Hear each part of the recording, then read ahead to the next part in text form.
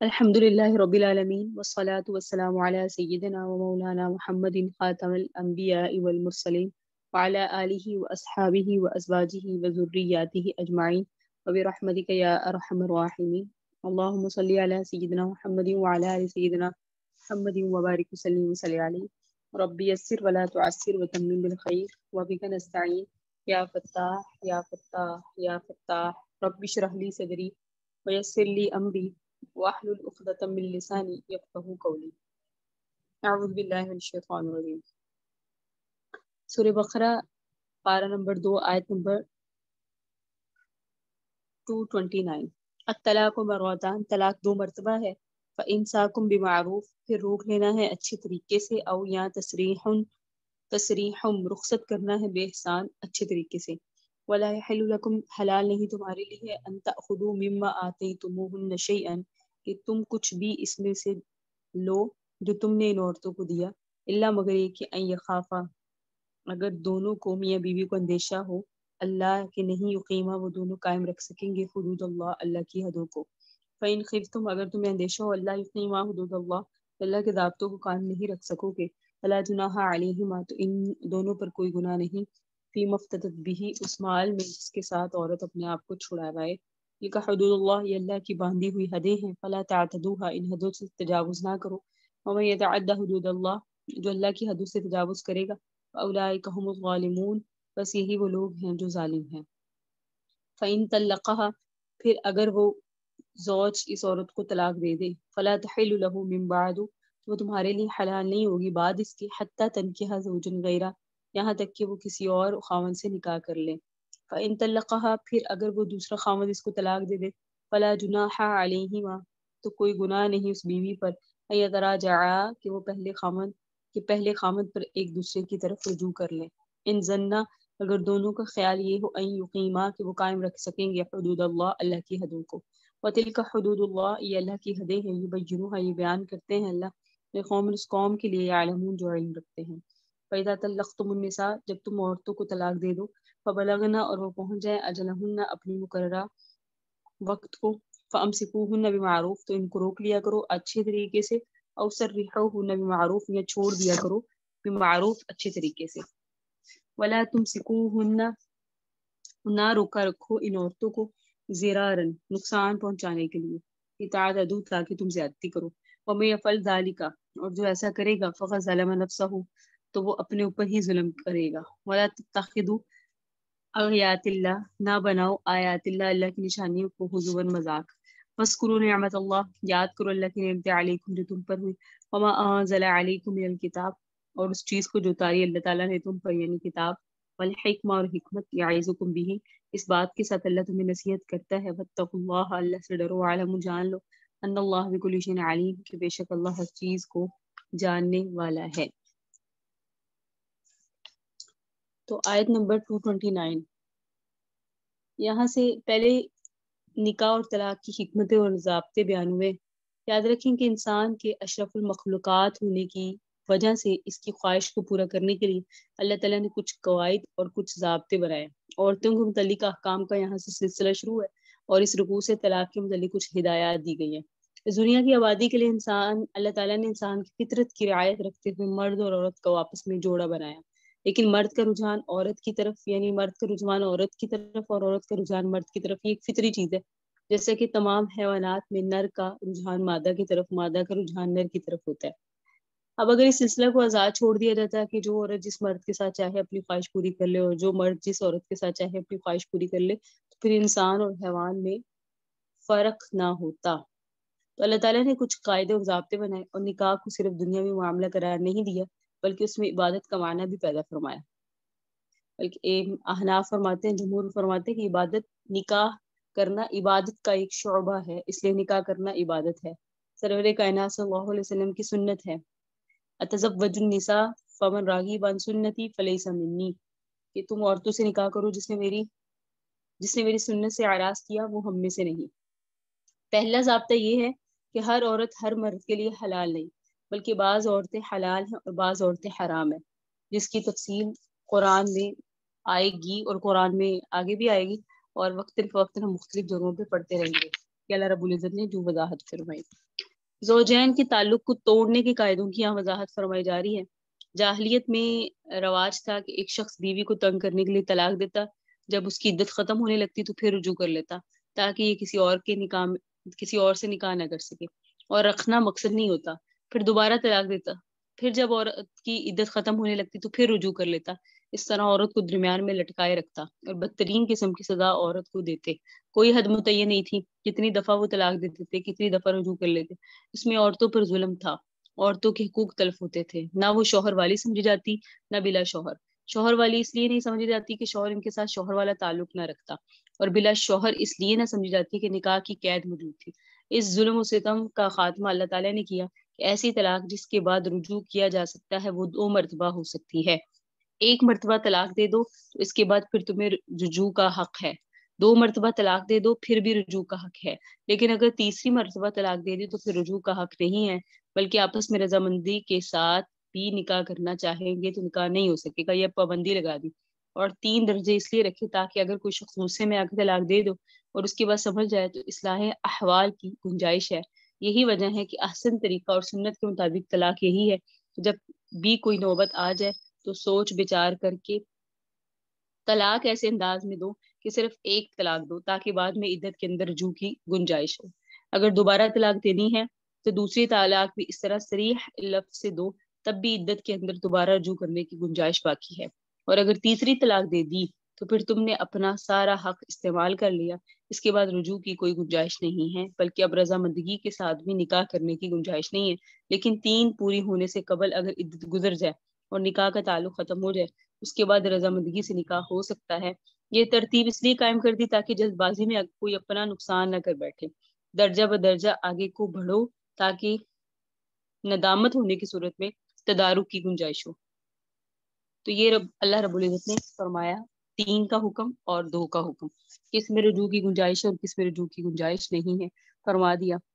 3 طلاقیں ہو جانے کے بعد شریعت نے ایک اصلاح کی صورت باقی رکھی ہے، اس کی صورت یہ بنا دی جس میں طویل عرصہ طے کرنا پڑتا ہے، اور مقصد شریعت کا یہ ہے کہ 3 طلاقیں ہو جانے کے بعد خاوند بیوی کی آپس میں ایک دوسرے سے توجہ ہٹ جانی چاہیے۔ اس کا مطلب یہ ہے کہ ان کا جوڑ لگانے میں اتفاق کی امید نہیں ہے، اتنی مہلت دینے کے بعد پھر بھی ان کا معاملہ اس طرح سے ہو یا طبیعت کی تیزی کی وجہ سے انہوں نے سرائے سے فائدہ نہیں اٹھایا اور یکدم اپنا پورا حق استعمال کر لیا تو یہ قابل نہیں ہے کہ ان کو دوبارہ جوڑا جائے۔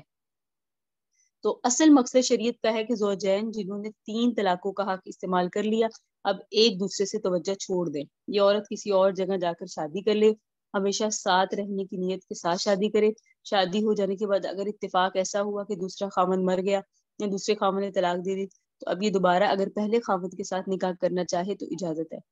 آپ جانتی ہیں کہ جب اتنی مدت گزر جائے اور ندامت اور پچھتاوے کے بعد جب ان کو پتہ چل جائے کہ ہم اپنا اتنا نقصان کر بیٹھے ہیں تو آئندہ اس قسم کے جوش اور خروش کا مظاہرہ نہیں کریں گے اور محتاط رہیں گے، اس لیے شریعت نے حلالہ رکھا ہے۔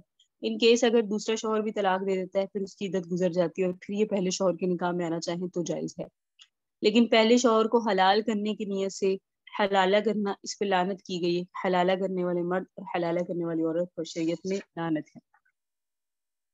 طلاق کا مسئلہ ذکر کرتے ہوئے درمیان میں خلا کا مسئلہ آیا۔ عام حالات میں مرد کو چاہیے اگر عورت کو طلاق دیتا ہے تو جو کچھ مہر میں عورت کو دے چکا اس کے علاوہ بھی جو کچھ دے چکا وہ واپس نہیں لینا چاہیے۔ صحیح، یہ یاد رکھیے گا، جو کچھ دے چکا ہے اس کو واپس نہیں لینا چاہیے۔ یہ بات مرد کی مردانگی کے خلاف ہے۔ جب اس نے اسے استمتاع کر لیا، بیوی بنا کر اس کو اپنے گھر لے آیا، اب جو کچھ اس کو محبت اور پیار کے انداز میں دیا، تعلقات کے دنوں میں دیا، اب اس کا واپس لینا کوئی شرافت اور عقل مندی نہیں۔ لیکن اگر صورتحال ایسی پیدا ہو کہ مرد سمجھتا ہے کہ قصوروار عورت ہے، میں اس کو رکھنا چاہتا ہوں، یہ نہیں رہنا چاہتی، اور عورت یہ سمجھتی قصوروار مرد ہے، یعنی قصور مرد کا متعین نہیں، اگر قصور مرد کا متعین ہو تو پھر کچھ بھی واپس لینا حرام ہے۔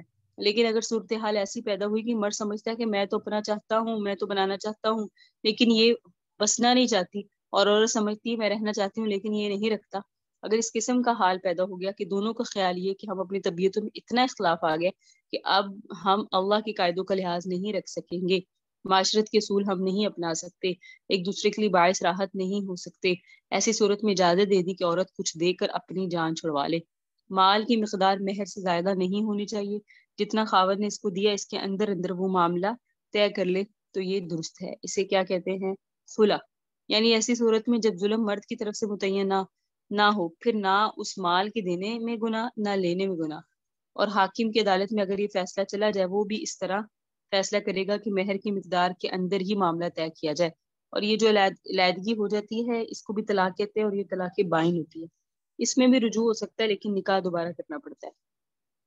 تو یہ جو فرمایا الطلاق مرتان، یہاں سے طلاق صریح مراد ہے، یعنی جس کے بعد رجوع ہو سکتا ہے. کون سی طلاق؟ جس کے بعد رجوع ہو سکتا ہے. مرتان کہنے میں اس بات کی طرف اشارہ ہے 2 طلاقیں بھی یکدم نہیں دینی چاہیے، بلکہ مرتن بعد مرہ، ایک طلاق کے بعد ایک. فرمایا فَإِنْ خِفْتُمْ، کیا فرمایا؟ فَإِنْ خِفْتُمْ، اگر تمہیں خوف ہو، اللہ یقیم حدود اللہ، کہ تم حدوں کو پورا نہیں کر سکتے. یہ خطاب عام مسلمانوں کو ہے یا اس کے خطاب حکام ہے؟ فَإِن طَلَّقَهَا، اس سے مراد تیسری طلاق ہے. حتیٰ تنکیحہ، یہاں نکاح سے عقد مراد ہے، اس کی نسبت عورت کی طرف ہے. نکاح کی نسبت تو عورت کی طرف ہوتی ہے، وطی کی نسبت عورت کی طرف نہیں ہوتی. وطی کرنا مرد کا فعل ہے، زوجہ وظیفہ زوجیت. تو یہاں فرمایا کہ اگر تمہیں لگے کہ تم اللہ کی حدودات کو پورا نہیں کر سکتے تو کوئی گناہ نہیں، فی مفتدت بھی تم خلا لے لو. تلک حدود اللہ، یہ اللہ کی حدیں ہیں، اس کو تجاوز نہ کرو. ومن یتعد حدود اللہ، جو اللہ کی حدوں کو تجاوز کرے گا، فاولئک هم الظالمون، تو وہ ظالموں میں سے ہو جائے گا.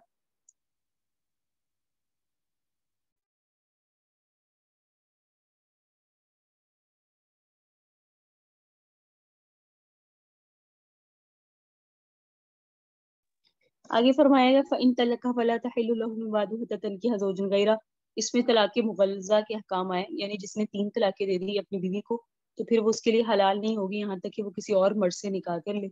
پھر اور مرد جو ہے نا، اگر اور مرد بھی اس کو طلاق دے دے، دوسرا والا مرد، تو پھر وہ پہلے شوہر کی طرف رجوع کر سکتی ہے اگر اسے لگے کہ اب ہم دونوں ایک دوسرے کو ساتھ رہ سکتے ہیں، برداشت کر سکتے ہیں.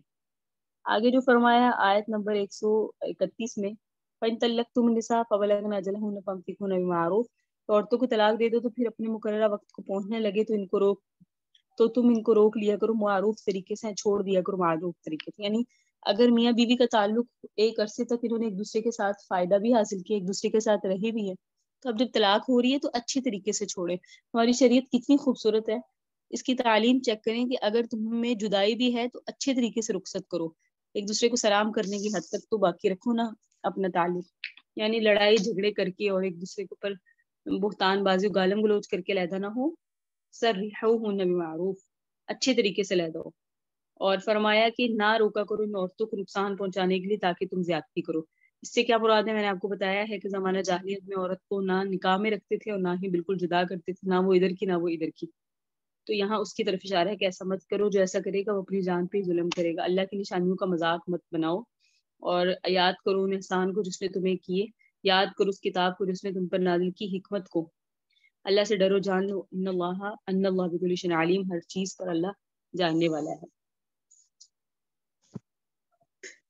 پھر فرمایا وَإِذَا طَلَّقْتُمُ النِّسَاءَ، جب تم طلاق دے دو عورتوں کو، فَبَلَغْنَ أَجَلَهُنَّ، اور وہ اپنی مدت کو پہنچ جائیں. مدت سے مراد ہے عدت پوری کر لیں. ٹھیک ہے، مدت کو پہنچ جانے سے کیا مراد ہے؟ عدت پوری کر لیں. فَلَا تَعْزُلُوهُنَّ، تو تم ان عورتوں کو روکا نہ کرو، أَن يَنكِحْنَ أَزْوَاجَهُنَّ، اگر وہ کسی اور مرد سے نکاح کرنا چاہیں. اذا تراضوا بینہم بالمعروف، جب وہ مرد عورت راضی ہو جائے معروف طریقے سے. ذالک یوعظ بہ، یہ بات نصیحت کی جاتی ہے. من کان منکم، تم میں سے انہیں جو یؤمن باللہ والیوم الآخر، جو اللہ پر ایمان لاتے ہیں اور آخرت کے دن پر ایمان لاتے ہیں. ذالکم ازکی لکم واطہر، یہ تمہارے لیے زیادہ پاکیزگی اور طہارت کا باعث ہے. اللہ یعلم، اللہ جانتا ہے، وانتم لا تعلمون، تم نہیں جانتے. والوالدات یرضعن، بچہ جلنے والی عورت دودھ پلائے اولادہن، اپنی اولاد کو، حولین کاملین، 2 سال. لمن اراد ان یتم الرضاعہ، یہ بات اس شخص کے لیے جو دودھ پلانے کی مدت کو پورا کرنا چاہے. والمولود لہ، اور اس شخص کے ذمہ جس کے لیے بچہ جنا گیا، رزقہن، کہ وہ ان عورتوں کو روزی دے، وکسوتہن، انہیں لباس دے، بمعروف، اچھے طریقے کا. لا تکلف نفس الا وسعها، نہیں مکلف بنانا کسی نفس کو مگر اتنا جتنی اس میں طاقت ہے. لا تزار والدۃ بولدہا، نہ نقصان پہنچائی جائے والدہ اس کے بچے کے سبب سے. ولا مولود لہ بولدہ، اور نہ وہ شخص جس کے لیے بچہ جنا گیا اپنے بچے کے سبب سے، ولا الوارث مثل ذلک، اور وارث کے ذمہ بھی ایسی ہی چیز ہے۔ فإن اراد فصالا، اگر والد اور والدہ ارادہ کر لے دودھ چھڑانے کا، ان تراض منہما، تو ان دونوں کی طرف سے رضامندگی ہو، و تشاور، اور مشورہ ہو، فلا جناح علیہما، تو ان دونوں پر کوئی گناہ نہیں۔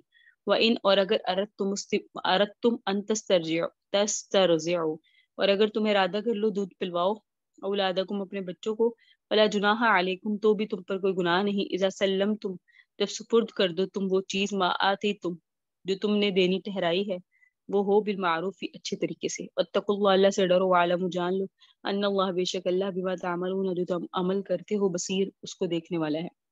والذین یتوفون منکم، جو لوگ تم میں سے وفات پا جائیں، وَيَذَرُونَ أَزْوَاجًا، اور بیویوں کو چھوڑ جائیں، يَتَرَبَّصْنَ بِأَنفُسِهِنَّ، تو ان کی بیویاں روکے رکھیں اپنے آپ کو، یعنی ان کی عدت ہے 4 اشہر، 4 ماہ، وعشرا، 10 دن۔ فَإِذَا بَلَغْنَ أَجَلَهُنَّ، اور جس وقت وہ اپنی مدت کو متعین پورا کر لیں، یعنی عدت کو، فلا جناح علیکم، تو تم پر کوئی گناہ نہیں، فیما فعلن فی انفسہن بالمعروف، اس چیز کے بارے میں اگر وہ کریں اپنے نفس میں کوئی ایسا معاملہ، یعنی دستور کے موافق نکاح کرنا چاہیں آگے، تو کوئی حرج نہیں۔ واللہ بما تعملون خبیر، اللہ تمہارے عملوں کی خبر رکھنے والا ہے۔ ولا جناح علیکم فیما عرضتم به، تم پر کوئی گناہ نہیں اس میں کہ نکاح کا پیغام تم اشارتاً دے دو، من خطبۃ النساء، عورتوں کو نکاح کا پیغام، او اقرنتم فی انفسکم، یا اپنے دلوں میں چھپا کر رکھو۔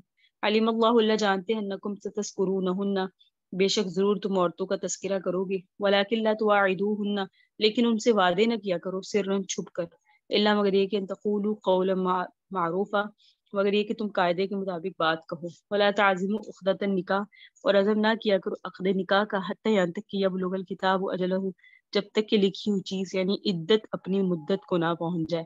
وعلموا، جان لو، ان اللہ، بے شک اللہ، یعلم، جانتا ہے، ما فی انفسکم، ان چیزوں کو جو تمہارے دلوں میں ہے، فاحذروا، بس تم اس سے ڈرتے رہو، وعلموا، جان لو، ان اللہ غفور حلیم، بے شک اللہ بخشنے والا ہے اور حلیم یعنی بردبار ہے۔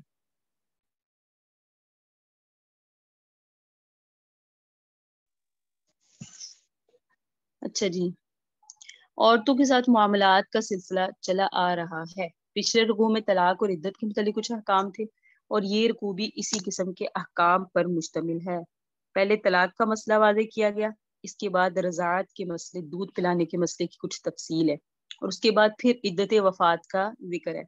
یہ 3 مسائل ہیں، طلاق، رضاعت اور عدت وفات۔ یہ 3 مسائل اس رکوع میں بیان کیے گئے۔ طلاق کے مسئلے کا حاصل یہ کہ جاہلیت میں ایک رسم تھی کہ اگر کوئی شخص اپنی بیوی کو طلاق دے دیتا اور پھر اس کی عدت بھی گزر جاتی، اس کے بعد اگر وہ عورت کسی اور جگہ نکاح کرنا چاہتی تو سابقہ خامند رکاوٹیں ڈالتا کہ یہ عورت وہاں نکاح نہ کر سکی، اور وہ اس کو اپنی غیرت کے خلاف سمجھتے تھے کہ پہلے یہ میری بیوی تھی، اب یہ فلاں شخص کی بیوی بن جائے گی، چاہے قانوناً وہ اس کی بیوی نہیں رہی، لیکن اس کے تعلق کی بنا پر وہ اسے اپنی غیرت کے خلاف سمجھتا تھا کہ یہ جو میری بیوی تھی اب وہ کسی دوسرے کی بیوی بن جائے۔ اور بسا اوقات یوں ہوتا تھا کہ ایک عورت اپنے خامند کی طرف سے متعلقہ ہو گئی، اس کی عدت گزر گئی، نکاح ختم ہو گیا، بعد میں وہی خامند جس نے طلاق دی تھی اپنے کیے پر پشیماں ہوا، اور عورت کا بھی دل پہلے خامند کے ساتھ لگا ہوا، تو عدت گزر جانے کے باوجود اور نکاح منقطع ہو جانے کے باوجود ان دونوں کا آپس میں رجحان ہو گیا، پھر وہ چاہتے تھے کہ ہم دوبارہ آپس میں نکاح کر کر اپنی اس قسم کی زندگی اختیار کر لیں، لیکن عورت کے جو رشتے دار تھے وہ رکاوٹیں ڈالتے ہیں کہ جس شخص نے پہلے ہماری بچی کو طلاق دے کر جدا کر دیا اب ہم دوبارہ اس کے ساتھ نکاح نہیں کر سکتے۔ ایسے واقعات بھی پیش آئے، اور عام طور پہ پہلی طلاق کی بنا پر دلوں کے اندر عداوت کا پیدا ہو جانا، یا جس نے پہلے طلاق دے دی اس کے گھر میں لڑکی کے دوبارہ جانے کو اپنی ضد کے خلاف سمجھنا، اس قسم کے جذبات اس رکاوٹ کا باعث بنتے۔ تو یہاں یہ اس کے شان نزول میں لکھا جاتا ہے کہ معقل بن یسار رضی اللہ تعالیٰ عنہ ایک صحابی ہیں، انہوں نے اپنی ہمشیرہ کا نکاح کسی کے ساتھ کر دیا لیکن نباہ نہ ہو سکا، ان کے بہنوئی نے ان کی بہن کو طلاق دے دی۔ عدت ختم ہونے کے بعد اس نے پھر رجحان ہوا ان میں کہ، اور انہوں نے چاہا کہ میں اس سے شادی کر لوں، اور معقل بن یسار کی بہن کا بھی رجحان ہوا۔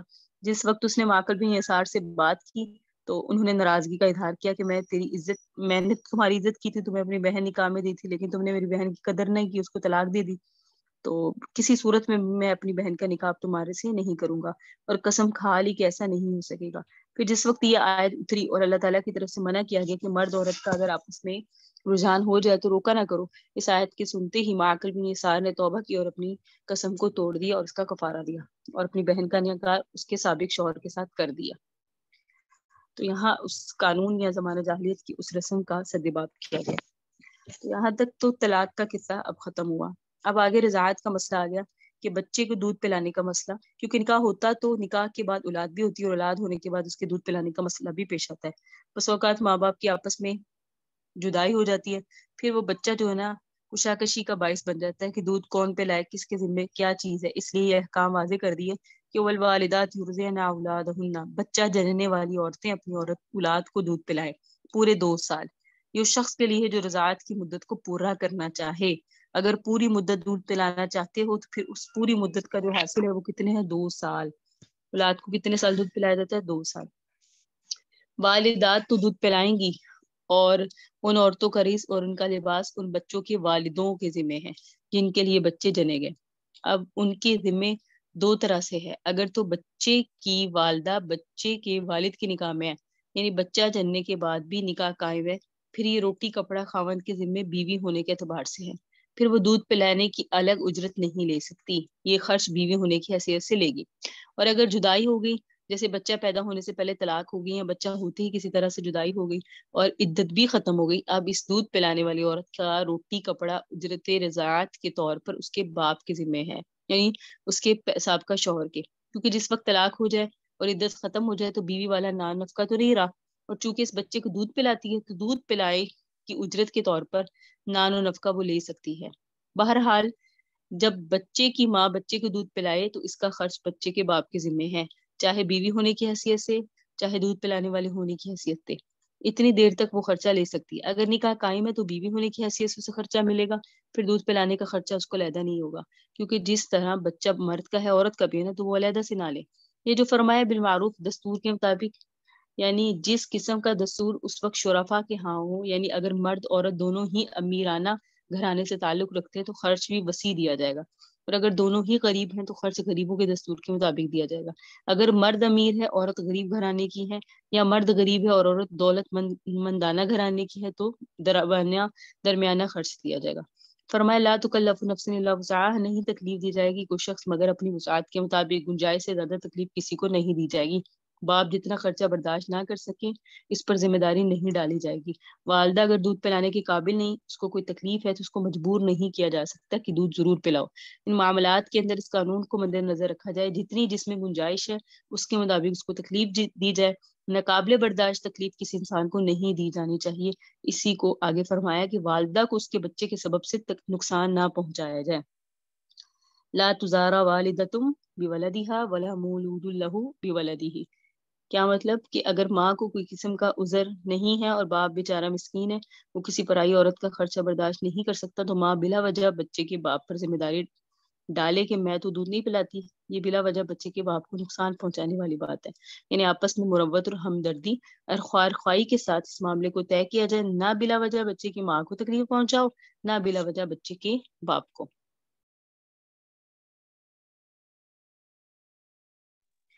پھر فرمایا وعلی الوارث مثل ذلک، اگر بچے کا باپ موجود نہیں ہے، بچہ یتیم ہے، تو پھر خرچ کس کے ذمے ہے؟ اس کو قرآن کریم نے ایک ہی لفظ کے اندر ادا کیا، پھر خرچ وارث کے ذمے، یعنی بچے کے وارث کے۔ بچے کے وارث کا مطلب یہ اس بچے کے جتنے رشتہ دار موجود ہیں ان کے ذمے ہے۔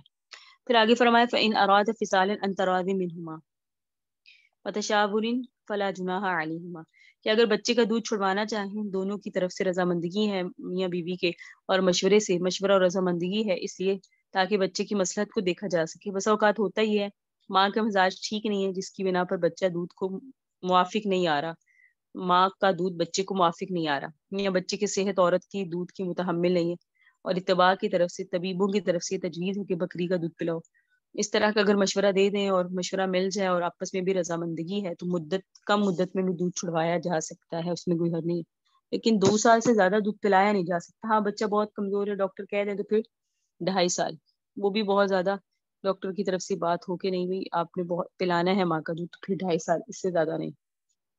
فرمایا اگر تمہیں وَإِنْ أَرَدْتُمْ أَن تَسْتَرْضِعُوا أَوْلَادَكُمْ فَلَا جُنَاحَ عَلَيْكُمْ إِذَا سَلَّمْتُمْ مَا آتَيْتُمْ بِالْمَعْرُوفِ، اگر تم ارادہ کرو دودھ پلانے کا، یعنی ماں دودھ نہیں پلاتی اور اس کا مشورہ ہوگا کسی پرائی عورت سے دودھ پلوا لے، جس طرح عرب میں رواج تھا کہ بچوں کو باہر کی عورتوں کے سپرد کر دیا جاتا تھا، تو بھی کوئی حرج نہیں۔ ہاں البتہ یہ بات ہے کہ جو ان کی اجرت طے کرو وہ اچھے طریقے سے ان کو دے دو، یہ نہ ہو کہ بچے کو دودھ تو پلواؤ اور جو دینا طے کیا تھا وہ نہ دو۔ اس طرح اگر ان کی حق تلفی کرو گے تو بری بات ہے، پھر تمہیں گناہ ہوگا۔ جو دینا طے کیا ہے اگر وہ تم اچھے طریقے سے دیتے رہو اور پرائی عورتوں سے دودھ پلوا لو تو کوئی حرج نہیں ہے۔ آگے پھر وہی بات ہے کہ اللہ تعالیٰ سے ڈرتے رہو۔ کیا فرمایا وَاتَّقُوا اللَّهَ وَاعْلَمُوا أَنَّ اللَّهَ بِمَا تَعْمَلُونَ بصیر، اللہ سے ڈرتے رہو، اللہ جانتے ہیں تمہارے تمام عملوں کو۔ اگلی آیت ہے وَالَّذِينَ يَتَوَفَّوْنَ مِنكُمْ وَيَذَرُونَ أَزْوَاجًا يَتَرَبَّصْنَ بِأَنفُسِهِنَّ أَرْبَعَةَ أَشْهُرٍ وَعَشْرًا، جو لوگ تم میں سے مرد اور بیویاں چھوڑ جائیں۔ اب یہ بیوہ عورتوں کی عدت کا مسئلہ آ گیا کہ یہ روک کے رکھیں اپنے نفسوں کو 4 ماہ 10 دن، تو عدت وفات 4 ماہ 10 دن، لیکن یہ اس عورت کے لیے جو حاملہ نہ ہو۔ اگر حاملہ ہے تو عدت وضع حمل ہے، جیسے ہی بچہ پیدا ہوا، اگرچہ شوہر کے انتقال کے اگر اگلے دن ہی ہو گیا تو عدت ختم، جب حمل وضع ہو گیا تو عدت ختم، چاہے گھر کے اندر اگر جنازہ پڑا ہوا ہے، خاوند کے فوت ہونے کے فوراً بعد بچہ پیدا ہو گیا تو بھی اس کی عدت ختم، اس کے بعد اس کو نکاح کرنے کی اجازت ہے۔ حاملہ کی عدت وضع حمل ہے، یعنی خاوند کے مرتے وقت عورت حاملہ تھی، جب بچہ پیدا ہوگا تو عدت ختم ہوگی۔ اس کا ذکر 28ویں پارے میں سورہ طلاق میں آئے گا۔ اسی طرح یہ 4 ماہ 10 دن کا حکم آزاد کا ہے، اگر باندھی ہے تو پھر اس کی عدت 2 ماہ 5 دن ہے، کیونکہ جتنے آزاد کے حکام ہوتے ہیں باندیوں کے اس سے تھوڑے کم ہوتے ہیں۔ پھر آگے فرمایا کہ نہیں گناہ تم پر اس میں کہ تم اشارہ کرو اس کا نکاح کے پیغام کا عورتوں سے، او اکننتم فی انفسکم، یا اس کو اپنے ذہن میں دل میں چھپا کے رکھو، یعنی اگر بیوہ یا متعلقہ ہے تم اس سے نکاح کرنا چاہتے ہو تو ان کی عدت کے ختم ہونے کا انتظار کرو، جب عدت ختم ہو جائے تو تم ان کو نکاح کا پیغام پہنچا سکتے ہو۔ علیم اللہ انکم ستذکرونہن، اللہ جانتے ہیں جو تم ان کے لیے اپنے دل میں خیال رکھتے ہو۔ لیکن یہاں بھی ایک تنبیہ کی گئی، ایک ارشاد ذکر کیا گیا کہ جو بھی کرو اس کو چھپا کے مت کرو، علی الاعلان کرو، ٹھیک ہے؟ اللہ تعالیٰ جانتے ہیں، اور تم ان سے چھپے وعدے کر کے نہ بیٹھو، ولیکن لا تواعدوہن سرا الا ان تقولوا قولا معروفا، خفیہ وعدے نہ کرو، کام کرو تو وہ جو دستور کے مطابق ہو، جو زمانہ دیکھے، اور جو ہے نا عزم نہ کیا کرو عدت کے دوران نکاح کا، کیونکہ یہ غلط بات ہے، عدت کے دوران نکاح نہیں ہو سکتا، بلکہ تم انتظار کرو عدت ختم ہو جانے کا۔ اللہ تعالیٰ جانتے ہیں جو تم اپنے دلوں میں چھپاتے ہو، اللہ سے بس ڈرو۔ وَاعْلَمُوا أَنَّ اللَّهَ غَفُورٌ حلیم، جان لو کہ اللہ رب العزت غفور ہے اور بردبار ہے۔ آگے ہے لا جناح علیکم ان طلقتم النساء ما لم تمسوهن او تفریضوا لهن فریضہ، اگلا رکوع۔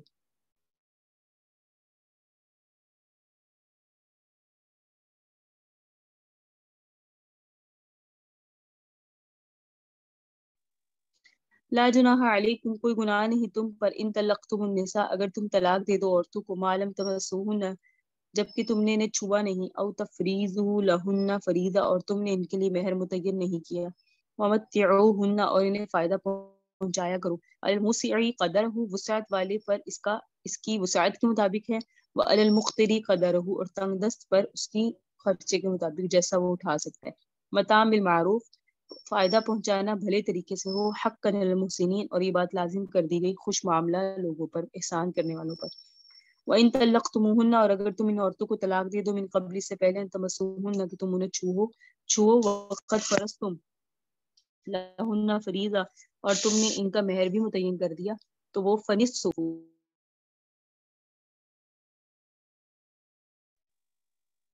جو تم نے ان کا مہر وہ آدھا ہو جائے گا، الا ان یعفونا، مگر یہ کہ وہ عورتیں معاف کر دیں، او یعفو الذی بیدہ عقدۃ النکاح، یا درگزر کریں وہ شخص جن کے قبضے میں ہو عقد نکاح، وان تعفو، اگر وہ معاف کر دیں، اقرب للتقوی، تو یہ تقوی کے زیادہ قریب ہے۔ ولا تنسوا الفضل بینکم، نہ بھولا کرو آپس میں مہربانی کو، ان اللہ، بے شک اللہ، بما تعملون بصیر، تمہارے عملوں کو دیکھنے والا ہے۔ حافظوا علی الصلوات، حفاظت کرو نمازوں کی، والصلاۃ الوسطی، خاص طور پہ درمیانی نماز کی، وقوموا للہ قانتین، اور اللہ کے لیے اس حال میں ہو جاؤ کہ فرما بردار ہو۔ فإن خفتم فرجالا، اگر تمہیں خوف ہو پس نماز پڑھ لیا کرو، فرجالن، پاؤں پر کھڑے ہو کر، اور رکبانن، یا سواری پر۔ فإذا امنتم، جب تمہیں دشمن کا خوف ختم ہو جو، فاذکروا اللہ، تو اللہ کو یاد کرو، کما علمکم، جیسے اس نے تمہیں سکھایا، ما لم تکونوا، جسے نہیں تھے تم تعلمون، جانتے، والذین یتوفون منکم، اور وہ لوگ جو تم میں سے وفات دیے جائیں، ویذرون ازواجا، اور وہ بیویاں چھوڑ جائیں، وصیۃ لازواجہم، انہیں چاہیے کہ وصیت کیا کریں اپنی بیویوں کے لیے، متاعا الی الحول، سال تک نفع پہنچانے کی، غیر اخراج، انہیں گھر سے نہ نکالنے کی، فاذا خرجنا، اگر وہ خود گھر سے نکل جائیں، فلا جناح علیکم فیما فعلنا، تو تم پر کوئی گناہ نہیں اس بارے میں جو ان عورتوں نے خود کیا، فی انفسہن، اپنی جانوں کے ساتھ، میں معروف ہی معروف طریقے سے، اللہ عزیز، اللہ زبردست ہے، حکیم الحکمت والا ہے۔ وللمطلقات متاع بالمعروف، طلاق دی ہوئی عورتوں کو فائدہ پہنچانا ہے معروف طریقے سے، حقا المتقین، یہ لازم ہے اللہ سے ڈرنے والوں پر، کذالک، اسی طرح یبین اللہ لکم آیاتہ، اللہ بیان فرماتے ہیں اپنی نشانیاں، لعلکم تعقلون، تاکہ تم سوچو۔ اللہ اکبر۔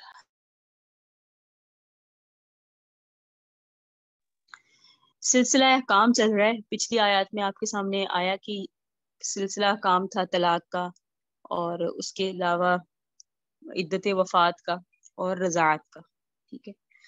یہ رکوع بھی طلاق کے مسائل پر مشتمل ہے۔ پہلی صورت جو ذکر کی جا رہی ہے کہ اگر طلاق کی نوبت ایسی حالت میں آئے کہ نکاح کرتے وقت مہر متعین نہیں کیا اور نکاح کے بعد عورت کے ساتھ مس کرنے کی نوبت نہیں آئی، یعنی میاں بیوی کا تعلق نہیں ہوا اور خلوت صحیحہ بھی نہیں ہوئی۔ خلوت صحیحہ کا مطلب ہے خامد بیوی ایسی جگہ تنہا ہو جائیں کہ اگر وہ آپس میں خاص تعلق قائم کرنا چاہیں تو کوئی چیز روکنے والی یا مشکل نہ ہو، اسے کہتے ہیں خلوت صحیحہ۔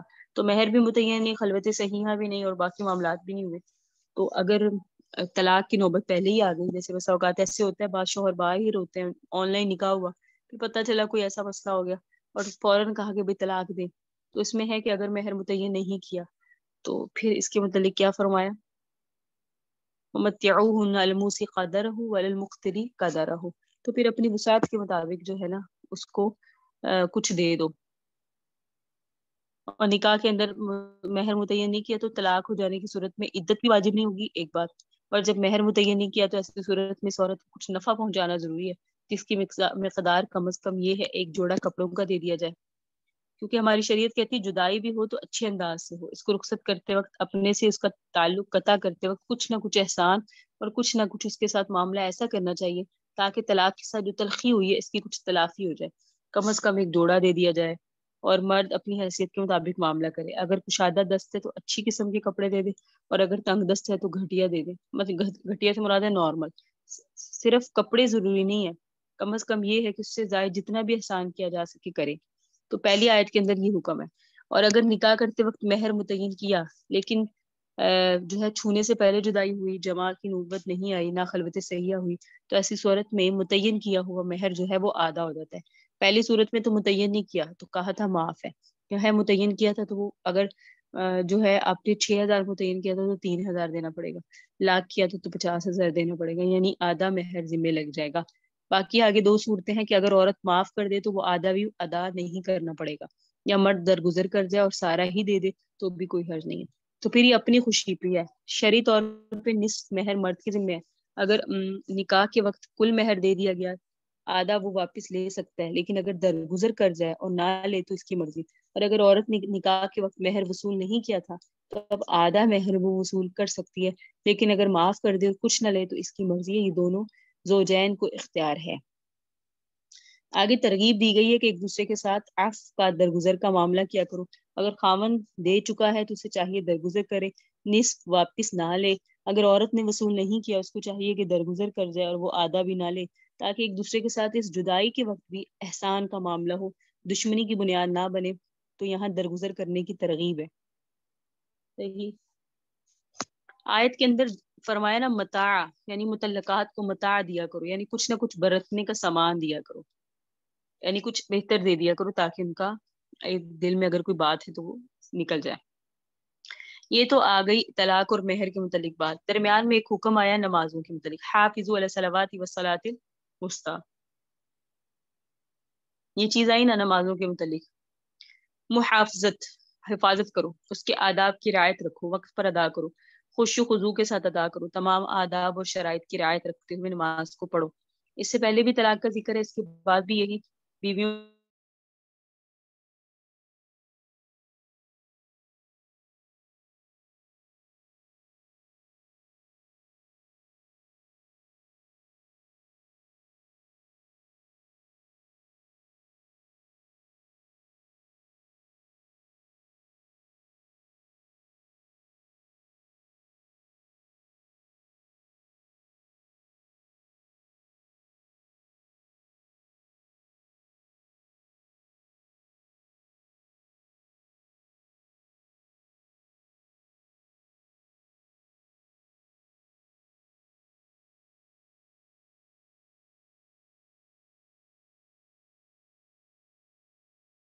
کے متعلق کچھ کہا جا رہا ہے، کچھ متعلقات کے متعلق کہا جا رہا ہے، درمیان میں نماز کا ذکر کر دیا۔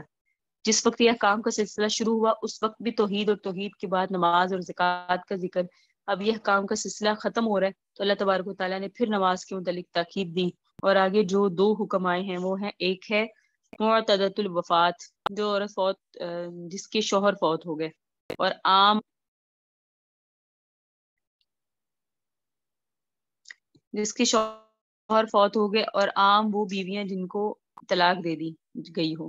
تو یہ پہلے احکام کا تتمہ ہے، جتنے احکام شروع سے چل رہے ہیں یہ اب یہاں اختتام پذیر ہو رہے ہیں۔ تو اس کے آخر میں بھی نماز کی تاکید کی، جہاں سے یہ احکام شروع ہوئے تھے وہاں بھی نماز کی تاکید تھی، یہاں یہ احکام ختم ہو رہے ہیں یہاں بھی احکام کی میں جو ہے وہ نماز کی تاکید ہے۔ تو اول آخر جب نماز کا ذکر ہو گیا تو اس سے نماز کی اہمیت پتہ چل گئی کہ اللہ کے ہاں بہت ہے۔ محافظت علی الصلاۃ کا ذکر کرتے ہوئے خصوصیت کے ساتھ صلاۃ وسطیٰ کہا۔ صلاۃ وسطیٰ سے کیا مراد ہے؟ تو اس سے مراد نماز اثر ہے۔ وسطیٰ اس لیے کہہ دیا کہ اس میں 2 نمازیں ایک طرف دن میں آ جاتی ہیں، فجر اور ظہر، اور 2 نمازیں رات میں آ جاتی ہیں، مغرب اور عشاء، اور یہ دن کے اختتام پر ہے۔ تو ہر کسی کی انتہائی اس وقت میں مشغولیت ہوتی ہے، زمینوں کے کام، کاشتکاری، اپنے بازاروں کے کام، تجارتوں کے کام، تو یہ بہت زیادہ مشغولیت کا وقت ہے۔ اس لیے تاکید کے ساتھ اس کو یہاں ذکر فرمایا گیا کہ عصر کی نماز کا خاص اہتمام کرو۔ اوقات کا خیال رکھو، آداب کا خیال رکھو، اچھی طرح سے پڑھو امن کی حالت میں۔ اور وہ تو طریقہ یہی ہے کہ جب امن کے ساتھ ہو، گھروں میں بیٹھے ہوں، جس طرح ہم نماز پڑھتے ہیں۔ اور کبھی یہ ہوتا ہے کہ انسان لڑائی کے اندر مشغول ہوتا ہے، ٹھیک ہے، اطمینان کے ساتھ نماز نہیں پڑھی جا سکتی۔ تو اس آیت کے اندر کون سی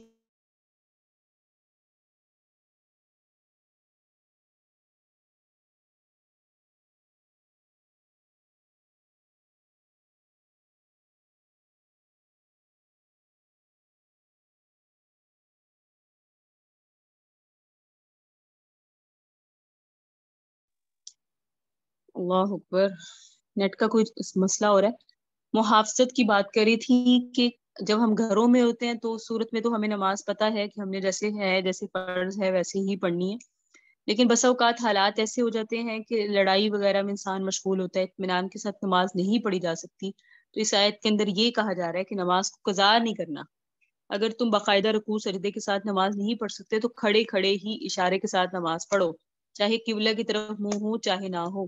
دشمن کے ساتھ مشغولیت ایسی ہو، مثال کے طور پہ ہمارا دشمن ہمارے سامنے کھڑا ہے اور وہ ہے مشرق کی جانب۔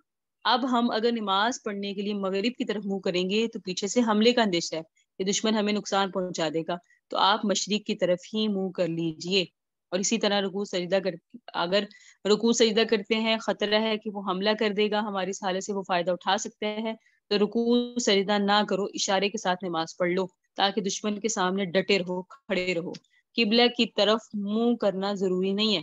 یہ کب ہے؟ جب کون سی حالت ہو؟ دشمن کے ساتھ مقابلہ ہو۔ اور جب امن کی حالت ہو جائے، خوف زائل ہو جائے، تو پھر قرآن کہتا ہے کہ نماز اسی طرح سے پڑھو، فذکروا اللہ، یعنی نماز کو اسی طرح سے یاد کرو۔ نماز پڑھنے کا حکم تو قرآن میں آیا ہے، نماز کو قائم کرو، نماز کا خیال رکھو، نماز پر مداومت کرو، لیکن یہ پڑھنی کس طرح ہے؟ یہ سرور کائنات نے اپنے اقوال سے، اپنے افعال سے ہمیں سکھایا ہے۔ قرآن میں صرف آیا نماز پڑھو، کیسے پڑھنی وہ آقا نے فرمایا۔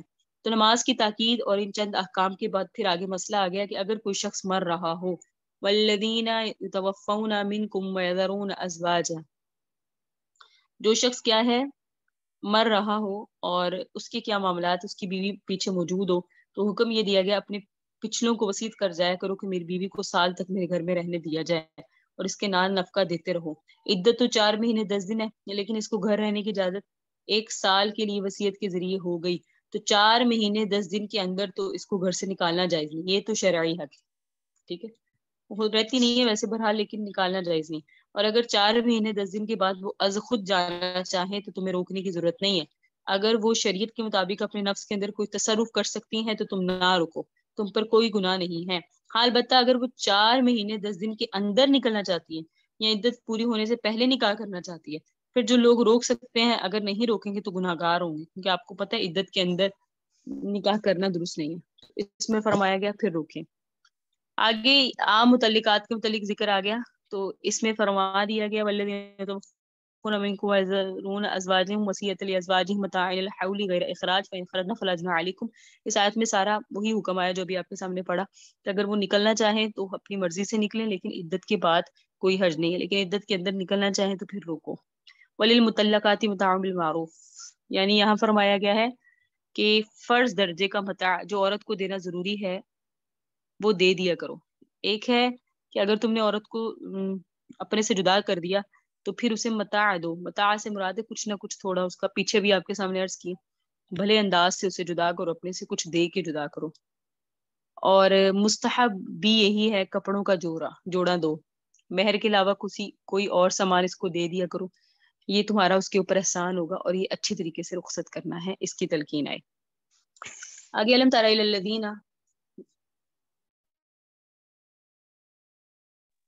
علم ترا اے مخاطب کیا آپ نے نہیں دیکھا الذین ان لوگوں کی طرف خرجوا جو نکلے من دیارہم اپنے گھروں سے، وہم الوف حالانکہ وہ ہزار تھے. کیوں نکلے اپنے گھروں سے؟ حذر الموت، موت کے ڈر سے.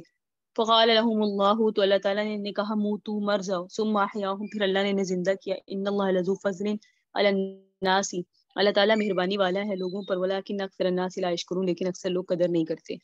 وقاتلوا فی سبیل اللہ، اللہ کے راستے میں جہاد کرو. وعلموا جان لو ان اللہ سمیع علیم، اللہ سننے والا ہے، اللہ جاننے والا ہے.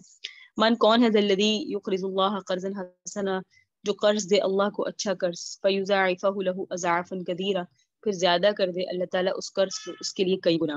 واللہ یقبض، اللہ تنگ بھی کرتا ہے، ویبسط اور کشادہ بھی کرتا ہے، والیہ ترجعون، اللہ کی طرف تم لوٹائے جاؤ گے. الم تر الی الملأ، کیا اے مخاطب آپ نے نہیں دیکھا من بنی اسرائیل، بنی اسرائیل میں سے ایک جماعت کی طرف، من بعد موسیٰ علیہ السلام کے بعد، اس قالوا لنبی، جب انہوں نے اپنے نبی کو کہا لہ مبعث لنا ملکا، یہ مقرر کر دیں ہمارے لیے ایک بادشاہ، نقاتل فی سبیل اللہ، جس کے ساتھ مل کر ہم اللہ کے راستے میں جہاد کریں. قالت، ان کے نبی نے کہا حل عصیتم، اگر ایسا ہوا، ان کتب علیکم القتال، کہ تم پر جہاد فرض کر دیا گیا، اللہ تقاتلوا، اور تم نے جہاد نہ کیا. قالوا، تو وہ کہنے لگے وما لنا، ہمیں کیا ہے کہ اللہ نقاتل فی سبیل اللہ، ہم اللہ کے راستے میں جہاد نہ کریں. وقد اخرجنا، جبکہ ہمیں نکالا گیا، من دیارنا، ہمارے گھروں سے، وابنائنا، اور ہمارے بیٹوں سے نکالا گیا. فلما کتب علیہم القتال، اللہ فرماتے ہیں جب ان پہ جہاد فرض کر دیا گیا تو تولوا، تو انہوں نے روح گردانی کی، الا قلیلا منہم، بہت کم سے تھے جنہوں نے جہاد کیا. واللہ علیم بالظالمین، اللہ ظالموں کو جاننے والا ہے. وقال لهم نبیہم، کہا انہیں ان کے نبی نے، ان اللہ قد بعث لکم طالوت ملکا، بے شک اللہ تعالیٰ نے متعین کیا تمہارے لیے طالوت کو بادشاہ بنا کر. طالوت بادشاہ کا نام تھا. قال، انہوں نے کہا انا یقول له الملک، طالوت کو کیسے حکومت مل سکتی ہے علینا، ہم پر. ونحن احق بالملک، ہم زیادہ حق رکھنے والے ہیں حکومت کا، بنسبت منہ اس کے. ولم یؤت سعۃ من المال، اسے مال بھی زیادہ نہیں دیا گیا طالوت کو. قال، اس نبی نے کہا ان اللہ اصطفاہ، اللہ تعالیٰ چنتا ہے، علیکم تم پر، جسے چاہتا ہے. وزادہ بسطا فی العلم والجسم، اللہ نے طالوت کو زیادہ دیا ہے، علم بھی جسم بھی. جسم مطلب شجاعت زیادہ ہے، اور علم مطلب علم والا ہے. واللہ یؤتی ملکہ، اللہ اپنی سلطنت دیتا ہے، من یشاء، جسے چاہتا ہے. واللہ واسع علیم، اللہ وسعت والا ہے، علیم علم والا ہے. وقال، کہا لهم ان سے نبیہم، ان کے نبی نے، ان آیت ملکی ہی، بے شک اس کی سلطنت کی نشانی، طالوت تمہارا بادشاہ نا، اس کی نشانی یہ ہے، ان یاتیکم التابوت، کہ آ جائے گا تمہارے پاس صندوق، فیہ سکینۃ من ربکم، اس میں اطمینان ہے تمہارے رب کی طرف سے. وبقیۃ مما ترک آل موسیٰ وآل ہارون، اور کچھ بچی ہوئی چیزیں ہیں اس میں جن کو چھوڑا موسیٰ اور ہارون نے. تحملہ الملائکہ، اور وہ تابوت اٹھا کر لائیں گے فرشتے.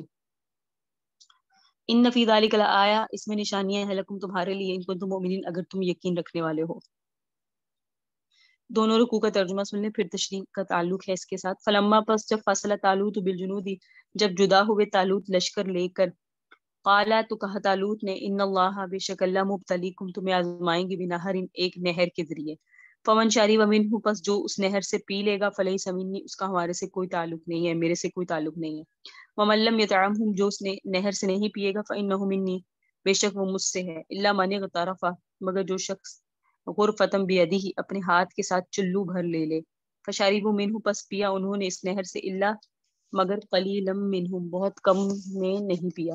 فلما جاوزا، جب عبور کیا اس کو، ہوا اس نے یعنی طالوت نے، والذین آمنوا معہ، اور ان کے ساتھ ایمان والوں نے. قالوا، تو ایمان والے کہنے لگے، لا طاقت لنا اليوم، آج ہم مقابلہ نہیں کر سکتے، بجالوت جالوت سے، وجنودہ اور اس کے لشکر سے۔ تو طالوت اور ان کے لشکر نے کہا ہم جالوت اور اس کے لشکر سے مقابلہ نہیں کرتے یا نہیں کر سکتے۔ قال الذین یظنون، تو کہا ان لوگوں نے جس بات کا خیال رکھتے تھے کہ انہم ملاقو اللہ، کہ انہوں نے اپنے رب سے ملنا ہے، کہا کم من فئۃ، کتنی ہی جماعتیں ہیں، قلیلۃ جو چھوٹی ہوتی ہیں، غلبت اللہ انہیں غلبہ دے دیتے ہیں، فئۃ کثیرۃ باذن اللہ، اپنے حکم سے بڑی جماعتوں پر، واللہ مع الصابرین، اللہ صبر کرنے والوں کے، اللہ مستقل مزاج والوں کے ساتھ ہے۔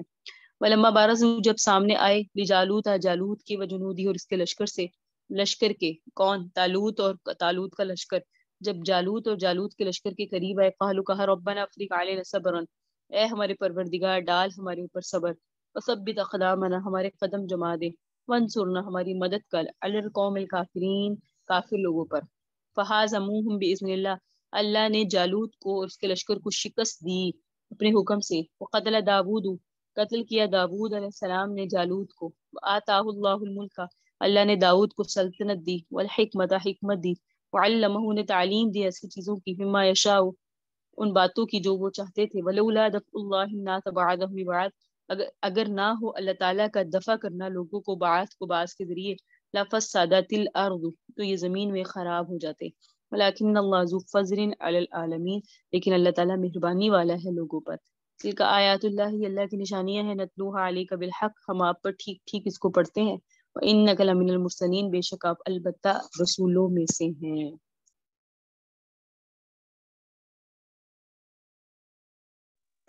اللہ اکبر۔ یہاں سے ہے طالبات انفاق فی سبیل اللہ، اللہ کے راستے میں خرچ کرنا، اور قتال فی سبیل اللہ کا تذکرہ۔ تیسرے پارے میں زیادہ تر اللہ تعالیٰ کے راستے میں خرچ کرنے کا ذکر ہے، دوسرے پارے میں تھے احکامات، ٹائم ٹیکنگ تھا یہ، کیونکہ اس میں بہت سارے احکامات تھے، لیکن جو تیسرا پارا ہے نا، اس میں ترغیب ہے، رغبت ہے، فضائل ہے، اللہ کے راستے میں خرچ کرنے کا ذکر ہے، مختلف طریقوں سے اس کی ترغیب ہے۔ یہاں ابتدا میں انفاق اور قتال دونوں کا ذکر کیا ہوا ہے، اور پھر ایک واقعے کے ذریعے قتال پر برانگیختہ کیا، جہاد کی ترغیب دی۔ پہلی بات جو بطور تمہید کے ذکر کی گئی کہ ترک جہاد میں بسا اوقات یہ چیز ہوتی ہے کہ انسان موت سے ڈرتا ہے، اور یہ سمجھتا ہے کہ اگر ہم جہاد میں جائیں گے تو وہاں قتل ہو جائیں گے، مر جائیں گے، اگر گھروں میں چھپ کر بیٹھے رہیں گے تو بچ جائیں گے۔ یہ بات اللہ تبارک و تعالیٰ کے بیان کردہ عقائد تقدیر کے خلاف ہے۔ اہل ایمان کو جو بنیادی عقیدے سکھائے گئے، ان میں اس عقیدے کو بہت اہمیت ہے کہ موت کا وقت متعین ہے، اور موت آنی ہے تو میدان میں کیا آپ کو گھر کے بستر میں بھی آ سکتی ہے، اور نہیں آنی تو میدان جنگ میں بھی آتی۔ تو پہلے ہی اللہ رب العزت نے یہ عقیدہ درست کیا۔ یہاں جو آیا نا کہ آپ نے دیکھا خرج من دیارہم وہم الوف حذر الموت، وہ لوگ جو اپنے گھروں سے نکلے تھے موت کے ڈر سے۔ اس واقعے کے ضمن میں یہی اللہ عقیدہ سمجھانا چاہتے ہیں جس واقعے کو یہاں ذکر کیا گیا، کہ بنی اسرائیل کا واقعہ ہے، تفسیروں کے اندر اس کو بیان کیا گیا۔ ایک دفعہ میں اسرائیلیوں کی کسی شہر پر کوئی وبا پھوٹی، جیسے طاعون پھیل جاتی ہے، جس میں کثرت کے ساتھ موتیں واقع ہونے لگی۔ اس وبا سے بچنے کے ڈر سے اسرائیلی ہزاروں کی تعداد میں شہر سے نکل گئے، باہر جا کے جنگل میں آباد ہو گئے، اس خیال سے کہ اگر ہم شہر کے اندر رہیں گے تو اس وبا کے اثر سے مر جائیں گے، تو موت سے بچنے کے لیے وہاں سے نکل بھاگے۔ اللہ تبارک و تعالیٰ نے ان کو یہ سبق سکھانا تھا کہ ایک جگہ سے دوسری جگہ کی طرف بھاگ کر جانا موت سے بچنے کا ذریعہ نہیں ہے۔ حکم دے دیا منہ تو، اللہ کا حکم آنا ہی تھا کہ سب پر موت طاری ہو گئی۔ کچھ دیر کے بعد اس زمانے کے جو پیغمبر تھے جن کا نام تھا حضرت حزقیل علیہ السلام، انہوں نے دعا کی اللہ انہیں دوبارہ زندگی دے، کہ جو تو نے ان کو تنبیہ کی ہے اب کافی ہو گئی۔ ان کی دعا کے ساتھ اللہ تبارک و تعالیٰ نے ان کو دوبارہ زندگی دی۔ تو یہ نمونہ دکھا دیا کہ موت اور حیات دونوں ہی اللہ کے ہاتھ میں، جب مارنا چاہے تو کوئی بچا نہیں سکتا، اور جب زندگی دینا چاہے تو کوئی مار نہیں سکتا۔ اس واقعے کے ذریعے اللہ تبارک و تعالیٰ نے اس عقیدے کا مشاہدہ کرا دیا، آنکھوں کے سامنے دکھا دیا کہ موت اور حیات اللہ کے ہاتھ پہ، موت سے بھاگ کر کوئی بچ نہیں سکتا۔ یہ واقعہ ان کے لیے فضل تھا کہ ان کو دوبارہ زندگی مل گئی۔ اس واقعے کا بیان کرنا ہمارے لیے اللہ کا فضل ہے کہ اس کے ذریعے سے ہمارے عقیدے کی اصلاح ہو گئی۔ تو چاہیے کہ اس عقیدے کی قدر کی جائے، اللہ تعالیٰ کے احکام کے مقابلے میں یہ نہ سوچا جائے کہ شاید ہم اس طرح کریں گے تو مر جائیں گے، کیونکہ مرنے کا وقت متعین ہے۔ مسلمان کا کام یہ ہے کہ اللہ کا حکم جس وقت آ جائے بازی لگا دے، باقی موت تو بہرحال آنی ہے۔ اگر اس میدان میں نہیں جاؤ گے تو اس کا یہ معنی نہیں ہے کہ اگر جاتے تو مر جاتے، اور تمہاری زندگی ختم ہو جاتی۔ اب اگر تمہاری حیات باقی ہے تو میدان میں بھی تمہیں موت کچھ نہیں کہہ سکتی۔ تو قاتلوا فی سبیل اللہ وعلموا ان اللہ سمیع علیم۔ پھر فرمایا من ذا الذی یقرض اللہ قرضا حسنا، کون ہے جو اللہ کو قرض حسنا دے، اچھا قرض دے۔ مطلب یہ کسی کی مدد کر دو، تم نے گویا اللہ کی مدد کی، اللہ کو قرض دیا اور اللہ تمہیں اس سے بہتر اور کئی گنا فیضاعف لہ اضعافا کثیرہ، کئی گنا بڑھا چڑھا کے تمہیں دے گا۔ تو فرمایا کون ہے جو اللہ رب العزت کو قرض حسنہ دے؟ تو یہ اللہ کے راستے میں نے بھی آپ کو عرض کیا قتال کی فضیلت آ رہی تھی، جہاد کی، اور یہاں قرض حسنہ اللہ کے راستے میں دینے کی بھی۔ تو فرمایا جو اللہ کے راستے میں دے گا اللہ بڑھائے گا، اللہ تعالیٰ اس کو دینے کے لیے کئی گنا، یعنی کم از کم 10 اور 700 گنا کا ذکر تو قرآن کریم میں آیا ہے۔ اللہ ضاعف لمن یشاء، کہ اللہ بڑھا دے گا، اس سے بھی زیادہ اللہ تعالیٰ نے جس کے لیے چاہے گا بڑھا دے گا۔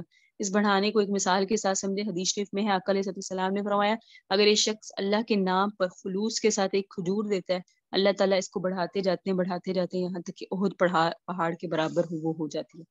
پھر خرچ کرتے ہوئے تمہارے دل میں یہ خیال نہیں آنا چاہیے کہ اگر ہم اللہ کے راستے میں خرچ کریں گے تو خود تنگ دست ہو جائیں گے۔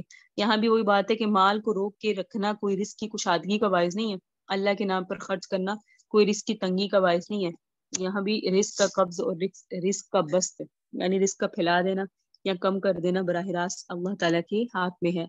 فَيُضَاعِفُ لَهُ أَضْعَافًا كَثِيرًا وَاللَّهُ يَقْبِضُ وَيَبْسُطُ، اللہ جسے چاہتا ہے مال کو روکتا ہے، جسے چاہتا ہے دیتا ہے۔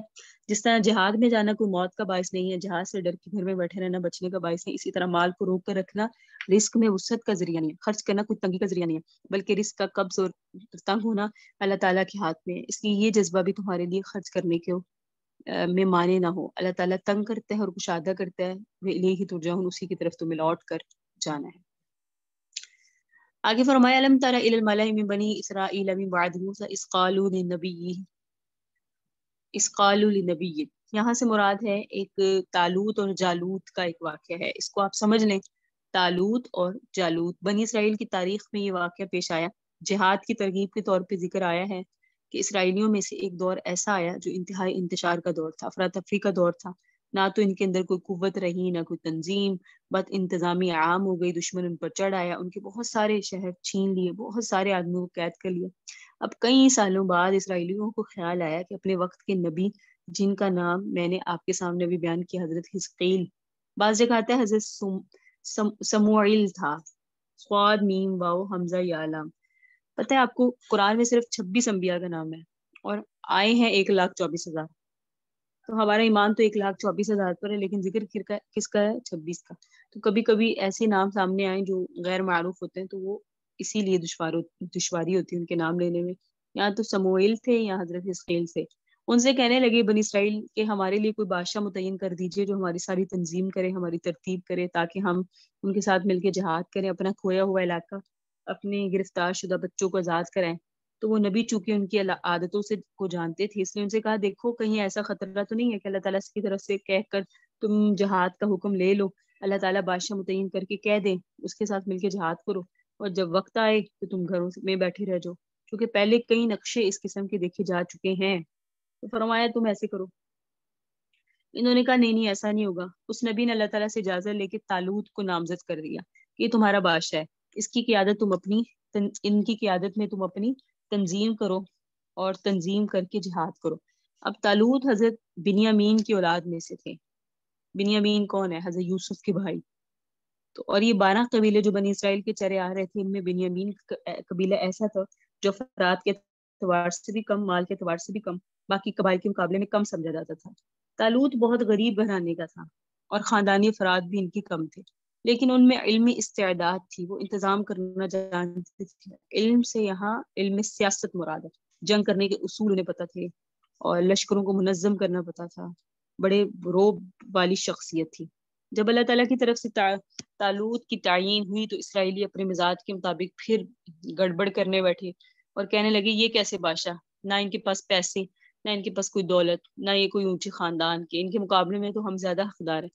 یعنی وہ سمجھتے تھے جس کے پاس مال زیادہ ہو اور جو اونچے خاندان سے تعلق رکھے وہی اقتدار پر آنا چاہیے، اقتدار اسی کا کام ہے، چاہے وہ حد درجے کا نالائکی کیوں نہ ہو، چاہے سیاست آتی ہو نہ آتی ہو، جیسے آج کے دور میں ہم کرتے ہیں۔ تو اللہ رب العزت یہ بنی اسرائیلیوں کا کام ہے جو آج کے دور میں ہم کر رہے ہیں۔ تو بہرحال انہوں نے یہ کہا کہ یہ کام تو ہم کر سکتے ہیں، انا یکون له الملک علینا ونحن احق بالملک ولم یؤت سعة من المال قال ان اللہ اصطفاہ علیکم وزادہ بسطة فی العلم والجسم، کہ اللہ نے طالوت کو مضبوطی دی ہے علم میں بھی یعنی علم سیاست میں اور جسم میں بھی. واللہ یؤتی ملکہ من یشاء، اللہ جسے چاہتا ہے سلطنت عطا فرماتے ہیں. تو یہ فرمایا کہ اللہ جسے چاہتے ہیں عطا فرماتے ہیں. طالوت جو ہے جب یہ 313 ان کو پھر حکم دیا گیا طالوت علیہ السلام کے ساتھ مل گئے کہ اب انہوں نے اگلا پیج حضرت طالوت علیہ السلام کے ساتھ مل کے انہیں حکم دیا گیا کہ تم کیا کرو، اب تم نے جہاد کرنا ہے اپنے شہر کی طرف. تو قال لهم نبیہم ان آیات ملکہ یأتیکم التابوت فی سکینۃ من ربکم. اور ایک نشانی بھی تھی حضرت طالوت کی کہ جو تمہارا تابوت ہے جو اتنے عرصے سے گم ہے وہ فرشتے لائیں گے، اور جب طالوت تمہارا بادشاہ بنے گا اور تمہیں اپنی کھویا ہوا ورثہ واپس مل جائے گا. تو یہ بھی سمجھ لینا نشانی اس بات کی کہ یہی طالوت جو ہے وہ تمہارے بادشاہ ہیں اور یہی بننے کے لائق تھے. فلما فصل طالوت بالجنود قال ان اللہ مبتلیکم. حضرت طالوت علیہ السلام نے جب جہاد کا ارادہ کیا، منظم کیا فوجوں کو، تو ایک بات کہی. یہ تھے 313. نہر کو عبور کرنا تھا اور فرمایا کہ دیکھو جب نہر کو عبور کرنا تو اس میں سے پینا نہیں، اللہ کی طرف سے تھا. آپ جانتی ہیں اگر فوج کے اندر جو ہے نا بزدل لوگ ہوں، مشقت برداشت نہ کرنے والے ہوں، تو باقیوں کے بھی قدم کھڑانے کا باعث بن جاتے ہیں. صحیح. تو بس اوقات ایسے ہوتے ہیں. حضرت طالوت نے یہ کیا کہ ان کو ایک امتحان میں ڈال دیا اللہ کی اجازت کے ساتھ، جس سے پتہ چلے گا کون مشقت اٹھا سکتا ہے اور کون مشقت نہیں اٹھا سکتا. سفر کر کے جا رہے تھے، گرمی کا موسم تھا، پیاس سے مرے جا رہے تھے. طالوت نے امتحان اعلان کر دیا کہ آگے نہر آنے والی ہے، پانی پینے کی کسی کو اجازت نہیں ہے، جو پانی پیے گا وہ میرے ساتھ نہیں جا سکتا اور جو نہیں پیے گا وہ میرے ساتھ رہے گا. ہاں البتہ اگر چلو بھرنے کی اجازت ہے، یہ اعلان کر دیا. اب یہ اعلان بالکل ایسے موقع کے مطابق تھا کہ حکم کے تحت کون پیاس کی مشقت برداشت کر سکتا ہے، کون برداشت نہیں کر سکتا. اس اعلان ہو جانے کے بعد جو لوگ پانی پیٹ بھر کے پی لیں گے وہ ساتھ لے جانے کے قابل نہیں. اس کا مطلب یہ ہے کہ وہ احکام کی پابندی نہیں کریں گے اور کوئی مشقت نہیں اٹھائے گا. اب وہ پیاس سے مرے جا رہے ہیں، جب گئے تو سارے ہی نہر پہ ٹوٹ پڑے. کسی نے نہیں دیکھا کہ ہمارے حاکم اعلیٰ ہمارے قائد نے کیا اعلان کیا، کسی نے پرواہ نہیں کی. بہت تھوڑے سے بچ گئے جن کی تعداد حدیث میں آتی ہے 313، جو طالوت کی نہر کو عبور کر کے آگے میدان میں گئے. باقی جنہوں نے پیٹ بھر کے پانی پیا، طالوت نے بھی ان کو مسترد کر دیا اور کہا کہ خود بھی ان کے اوپر ایسی سستی طاری ہوئی کہ ان کے اندر جہاد کرنے کی جرت نہیں رہی. تو جب یہ 313 نہر کو عبور کر گئے، اب یہ لگے خیال کرنے کہ یہ تو جماعت بڑی تھوڑی رہ گئی. ادھر جالوت جو مقابلے میں آ رہا تھا وہ بڑا جابر بادشاہ اور بڑا فاتح تھا، جس نے پہلے ان کو مار مار کر بھگایا تھا. اس کا روب بھی تھا. تو بعض لوگوں کی زبان سے نکلا لا طاقت لنا اليوم بجالوت وجنوده، کہ آج ہم جالوت اور اس کے لشکروں کا مقابلہ نہیں کر سکیں گے، ہمارے اندر طاقت نہیں ہے. اور جو زیادہ قوی الایمان تھے وہ کہنے لگے کہ دیکھو تعداد کی طرف نہیں دیکھنا چاہیے، فتح و نصرت تعداد پر نہیں ہوتی. کئی دفعہ ایسے ہوتا ہے کہ تھوڑی سی جماعت بڑی جماعت پر غالب ہو جاتی ہے. جو مستقل مزاج رہیں، اللہ کے حکام پر ڈٹے رہیں، فتح ان کو نصیب ہوتی ہے. طالوت 313 کو لے کر میدان میں چلے گئے.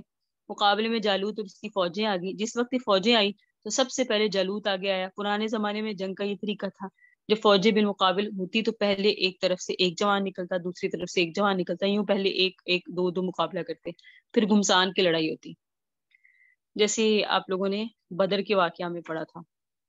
بہرحال اس طرح ہوتا رہا. ابتدا یوں ہوتی، جالوت نے آ کر جس وقت للکارا تو اس کے مقابلے میں حضرت داؤد علیہ السلام گئے. داؤد علیہ السلام طالوت کی فوج میں تھے اور تھے ابھی چھوٹے. انہوں نے جا کر جس وقت مقابلہ کیا تو جیسے اس وقت انہوں نے وہاں اس وقت میں ایک رواج تھا پتھر پھینکنے کا، تو انہوں نے پتھر ویسے پھینکنا شروع کیے اور جاتے ہی وہ پتھر اس کی پیشانی میں لگا اور جالوت گر گیا. جالوت کا گرنا تھا کہ ادھر مسلمان جو طالوت کے ساتھ تھے ان کا حوصلہ بڑھ گیا اور جالوت کی فوجوں کے حوصلے ٹوٹ گئے، اور پھر مقابلے میں جالوت کی فوجیں شکست کھا گئی اور طالوت کی فوجیں فتح یاب ہو گئی. تو اس واقعے کو بیان کر کے کیا بتایا، ہمیں کیا سبق دیا؟ ہمیں سبق دیا ہے مستقل مزاج رہنے کا، ایمان میں پختہ رہنے کا، تھوڑے ہونے کے باوجود بہت سارے دشمن پر غالب آ جانے کا. اللہ تبارک و تعالیٰ فتح نصیب فرماتے ہیں.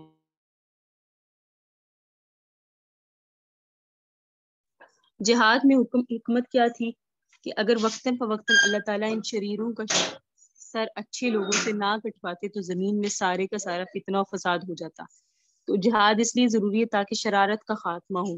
شرارت کے خاتمے کے لیے جہاد ضروری ہے. یہ بھی ایک ترغیب کا پہلو ہے کہ جہاد کرو گے تو عالم سے فساد ختم ہوگا، اگر جہاد نہیں کرو گے تو نافرمان قسم کے لوگ، شریر قسم کے لوگ، ظالم قسم کے لوگ آبادیوں پر مسلط ہو جائیں گے. پھر دوسرے لوگوں کی نہ عزت محفوظ رہے گی، نہ جان نہ مال۔ یہ اللہ کی عادت ہے کہ بعض لوگوں کو بعض کے ذریعے سے پٹوا کر دنیا میں امن قائم کرتے ہیں۔ فرمایا نا وَلَوْ دَفَعَ اللَّهُ النَّاسَ بَعْضَهُم بِبَعْضٍ لَفَسَدَتِ الْأَرْضُ وَلَكِنَّ اللَّهَ ذُو فَضْلٍ عَلَى الْعَالَمِينَ۔ فرمایا یہ اللہ کی نشانیاں ہیں، واقعات تھے جو آپ کے سامنے تلاوت ہوئے، اور وَإِنَّكَ لَمِنَ الْمُرْسَلِينَ، نبی آپ بھی رسولوں میں سے ہیں۔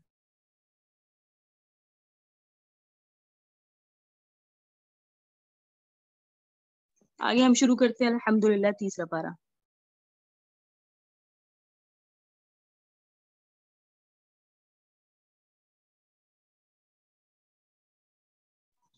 تلک الرسل، یہ رسول ہیں، فضلنا بعضهم علی بعض، ہم نے فضیلت دی ان میں سے بعض رسولوں کو بعض پر، منہم من کلم اللہ، ان میں سے بعض رسول ایسے ہیں جنہوں نے اللہ سے کلام کیا، ورفع بعضهم درجات، اور اللہ رب العزت نے بعض کے درجات کو بلند کیا۔ وآتینا عیسی ابن مریم البینات، وآتینا عیسی ابن مریم البینات، اور ہم نے مریم کے بیٹے عیسیٰ کو واضح دلائل دی، وایدناہ بروح القدس، اور ہم نے ان کو قوت پہنچائی پاکیزہ روح کے ساتھ۔ وَلَوْ شَاءَ اللَّهُ، اور اگر اللہ چاہتا، مَقْتَتَلَ الَّذِينَ مِن بَعْدِهِمْ، تو نہ لڑتے وہ لوگ جو ان کے پیچھے تھے، من بعد ما جاءتهم البینات، بعد اس کے کہ ان کے پاس واضح دلائل آ گئے، ولیکن اختلفوا، لیکن انہوں نے اختلاف کیا، فمنهم من آمن، بعض ان میں تھے جو ایمان لائے، ومنهم من کفر، اور بعض ان میں ایسے تھے جو کافر ہوئے۔ وَلَوْ شَاءَ اللَّهُ، اور جنہوں نے کفر، وَلَوْ شَاءَ اللَّهُ مَقْتَتَلُوا، اگر اللہ چاہتا تو یہ آپس میں نہ لڑتے، ولیکن اللہ يفعل ما يريد، لیکن اللہ کرتا ہے جو وہ چاہتا ہے۔ پچھلے رکوع میں طالوت اور جالوت کا واقعہ بیان کیا گیا، اور پھر اس قسم کے واقعے کو صحیح انداز کے ساتھ بیان کرنا، جبکہ نہ آپ نے کسی کتاب میں پڑھا، نہ آپ اہل علم کی صحبت میں رہے، یہ سرور کائنات پر اللہ تعالیٰ کی طرف سے وحی آنے کی دلیل ہے۔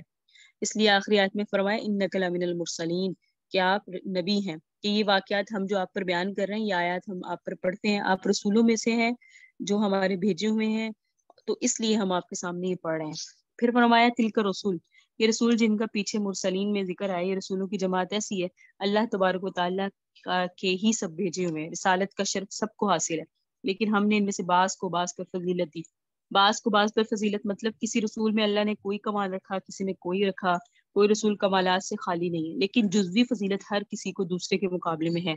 ایک رسول کے اندر کوئی خصوصیت ایسی ہے جو دوسرے رسول میں نہیں، اور کلی فضل من وجہ وجوہ، فضیلت دلائل کے ساتھ وہ نبی علیہ السلام کے اندر ہے، بلکہ آقا علیہ السلام کو سارے انبیاء میں سے خاص فضیلت دی۔ آپ نے فرمایا انا سید ولد آدم یوم القیامہ فلا فخر بیدی یا لواء الحمد فلا ولا فخر، کہ میں آدم کی اولاد کا سردار ہوں، اور میں یہ بات کوئی فخر کے طور پہ نہیں کہتا، یعنی اظہار واقعہ کے طور پہ بتا رہا ہوں، اور قیامت کے دن حمد کا جھنڈا میرے ہاتھ میں ہوگا، اور اس پر میں کوئی فخر نہیں کر رہا۔ تو آقا علیہ السلام کی فضیلت تو بہرحال ہے۔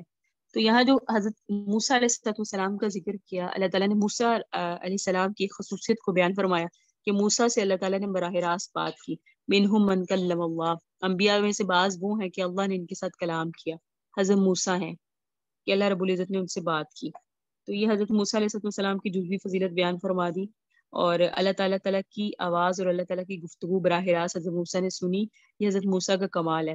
عیسیٰ علیہ السلام کی پھر فضیلت آئی کہ عیسیٰ علیہ السلام کو بھی اللہ تعالیٰ نے کچھ کمالات دیے، کہ جبرائیل ہر وقت ان کی تائید کے لیے ان کے ساتھ رہتے تھے، اور واضح واضح معجزات جن کا قرآن کریم میں اعلان ہے کہ وہ مردوں کو زندہ کرتے، حضرت عیسیٰ ابرص کو تندرست کر دیتے، مادر ذات اندھے کو اچھا کر دیتے، یہ حضرت عیسیٰ کی خصوصی معجزات ہیں جو اللہ تعالیٰ نے قرآن کریم کے اندر ذکر فرمائے۔ یہ معجزات، یہ مردوں کو زندہ کرنا، یہ سب یہ اللہ کا فضل ہے، اور اللہ کے حکم سے کرتے۔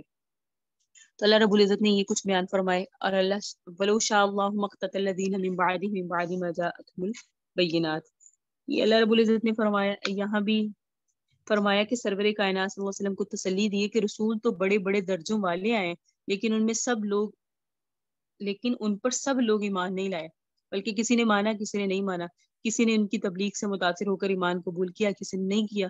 تو اب اللہ تبارک و تعالیٰ کی حکمت ہے، ٹھیک ہے، تو اللہ تعالیٰ آپ کا خالق ہے، آپ کے جذبات اور آپ کے خیالات سب اللہ کے پیدا کیے ہوئے ہیں۔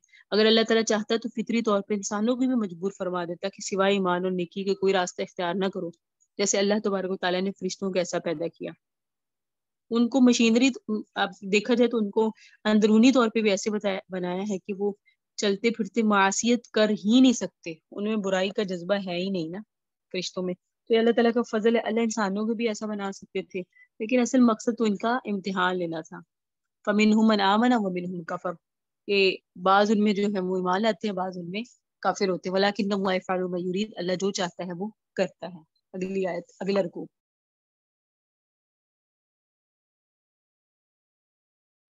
یا ایھا الذین آمنوا، اے وہ لوگوں جو ایمان لائے، انفقوا خرچ کرو، مما اس میں سے رزقناکم جو ہم نے تمہیں رزق دیا، من قبل سے پہلے، ان یاتیا کہ آ جائے، یوم ایسا دن، لا بیع فیہ جس دن میں کوئی خرید و فروخت نہیں، ولا خلۃ جس دن میں کوئی دوستی نہیں، ولا شفاعۃ جس دن میں کوئی شفاعت نہیں، والکافرون کافر هم الظالمون، کافر انکار کرنے والے ہی ظلم کرنے والے ہیں. اللہ لا الہ الا ہو، اللہ کوئی معبود نہیں مگر وہی، الحی زندہ ہے، القیوم تھامنے والا ہے. لا تأخذہ سنۃ ولا نوم، نہیں پکڑتی اس کو اونگ، ولا نوم نہ نیند، یا نہ انہیں نیند آتی ہے نہ اونگ. لہو ما فی السماوات و ما فی الارض، اسی کے لیے آسمان و زمین کی سلطنت. من ذا الذی، کون ہے، یشفع جو سفارش کرے، عندہ اللہ کے پاس، الا باذنہ مگر اس کی اجازت کے ساتھ. یعلم وہ جانتا ہے، ما بین ایدیہم ان سب کے حالات کو جو لوگوں کے سامنے ہیں، وما خلفہم جو ان کے پیچھے ہیں. ولا یحیطون بشیء من علمہ، نہیں احاطہ کر سکتے لوگ اللہ کے علم میں سے کسی چیز کا، الا بما شاء مگر جتنا اللہ چاہے. وسیع کرسیہ السماوات والارض، اس کی کرسی آسمان اور زمینوں سے وسیع ہے. ولا یؤودہ حفظہما، آسمان اور زمین کی حفاظت کرنا اسے کوئی مشکل نہیں لگتا. وہو العلی العظیم، وہ بلندی والا ہے، عظیم عظمت والا ہے. پھر فرمایا لا اکراہ فی الدین، دین میں سختی نہیں ہے. قد تحقیق تبین الرشد، واضح ہو گئی ہدایت، من الغی گمراہی سے. فمن یکفر بالطاغوت، پھر جو کوئی انکار کرے شیطان کا، ویؤمن باللہ اور ایمان لائے اللہ پر، تو فقد استمسک بالعروۃ الوثقی، اور اس نے مضبوطی سے تھام لیا، اس نے مضبوط سہارا لے لیا، پکڑ لیا اللہ کا. لا انفصام لہا، نہیں ٹوٹے گا یہ سہارا. اللہ سمیع علیم، اللہ سننے والا ہے، واللہ سمیع، اللہ سننے والا، علیم جاننے والا ہے.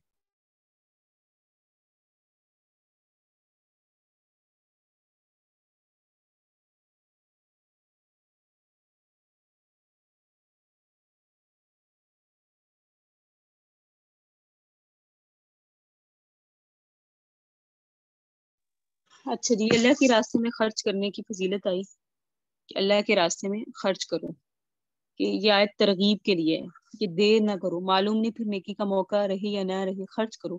یہ جلدی کرنے کی ترغیب ہے. اے ایمان والو، خرچ کرو اس مال میں سے جو ہم نے تمہیں دیا. جہاں بھی اللہ تبارک و تعالیٰ انفاق کا حکم دیتے ہیں، وہاں فرماتے ہیں مما رزقناکم. یہ لفظ مستقل ایک ترغیب ہے کہ انفاق کے حکم میں آسانی پیدا کرنے والا ہے. جب آپ سوچیں گے کہ اللہ تعالیٰ جو ہمیں خرچ کرنے کے لیے کہہ رہے ہیں، وہ چیز بھی تو اسی کی دی ہوئی ہے، اپنی حکمت کے تحت وہ چیز اس نے ہمیں دی ہے، ہماری طرف منسوب کر دی. یہ تمہارا مال ہے، پھر کہا کہ اسی میں سے میرے راستے میں خرچ کرو، اور پھر وہ خرچ کرنا بھی ایسا ہے جس کا نفع بھی لوٹ کر تمہاری طرف آئے گا. ان باتوں میں اگر انسان غور کرے تو غور کرنے کے بعد انفاق اس کے لیے آسان ہو جائے گا. خرچ کرو اس مال میں سے جو ہم نے تمہیں دیا، قبل اس کے کہ ایسا دن آ جائے. حاصل اس کا یہ ہے کہ جب وہ دن آ جائے گا تو اگر دنیا میں کوئی نیکی نہیں تو اب اس کی تلافی نہیں کر سکے گا، کوئی تلافی نہیں ہوگی، نہ نفع ہوگا، نہ بیع ہوگی، نہ دوستیاں کام آئیں گی، نہ سفارشیں کام آئیں گی، اور کافر لوگ اس دن ظالم ہوں گے. آگے فرمایا آیت الکرسی کے متعلق. آیت الکرسی اس کو کہتے ہیں، اگلی آیت ہے اسے کہتے ہیں آیا. آیت کا مطلب ہوتا ہے آیت، مطلب ہم سب آیتیں پڑھ رہے. کرسی کا مطلب ہوتا ہے جس میں کرسی کا ذکر ہے. حدیث شریف میں آیت الکرسی کی بہت فضیلت ہے. ہم کہتے ہیں آیت الکرسی، آیت الکرسی، اس کو پہلے تلفظ صحیح اس کا کرنا چاہیے. سرور کائنات صلی اللہ علیہ وسلم نے فرمایا جو شخص نماز کے بعد آیت الکرسی پڑھتا رہے، جنت میں جانے سے اس کی کوئی صورت موت کے علاوہ روک نہیں سکتی. مرے گا تو مرنے کے فوراً بعد جنت میں جائے گا، یعنی برزخ میں بھی اس کے جنت والے حالات ہوں گے، آخرت میں بھی اللہ تعالیٰ اس کو جنت دے گا. اس طرح جس گھر کے اندر آیت الکرسی پڑھی جن شیطان اس گھر کے قریب نہیں آتا. عظمت والی آیت، فضیلت کے لحاظ سے قرآن کریم کی سب آیات کے مقابلے میں اس کو عظمت ہے. سرور کائنات صلی اللہ علیہ وسلم نے ایک دفعہ حضرت ابی سے پوچھا کہ ایو آیت فی القرآن اعظم، قرآن میں بڑی آیت کون سی ہے، یعنی عظمت کے لحاظ سے اعظم آیت کون سی ہے؟ تو انہوں نے کہا آیت الکرسی. آقا علیہ السلام نے شاباش دینے کے لیے جیسے ہاتھ مارا جاتا ہے ان کو ہاتھ بھی مارا، فرمایا کہ ابو المنذر تمہیں علم مبارک ہو، کہ واقعی تم نے یہ صحیح بات کہی، عظمت کے لحاظ سے یہ آیت قرآن کریم کی آیات میں اعظم ہے. وجہ اس کی یہی ہے ان الفاظ میں اللہ تبارک و تعالیٰ نے عقیدہ توحید کو بہت جامعیت کے ساتھ بیان فرمایا، اور یہ آیت عقیدہ توحید کی بہت ساری جزئیات پر مشتمل ہے۔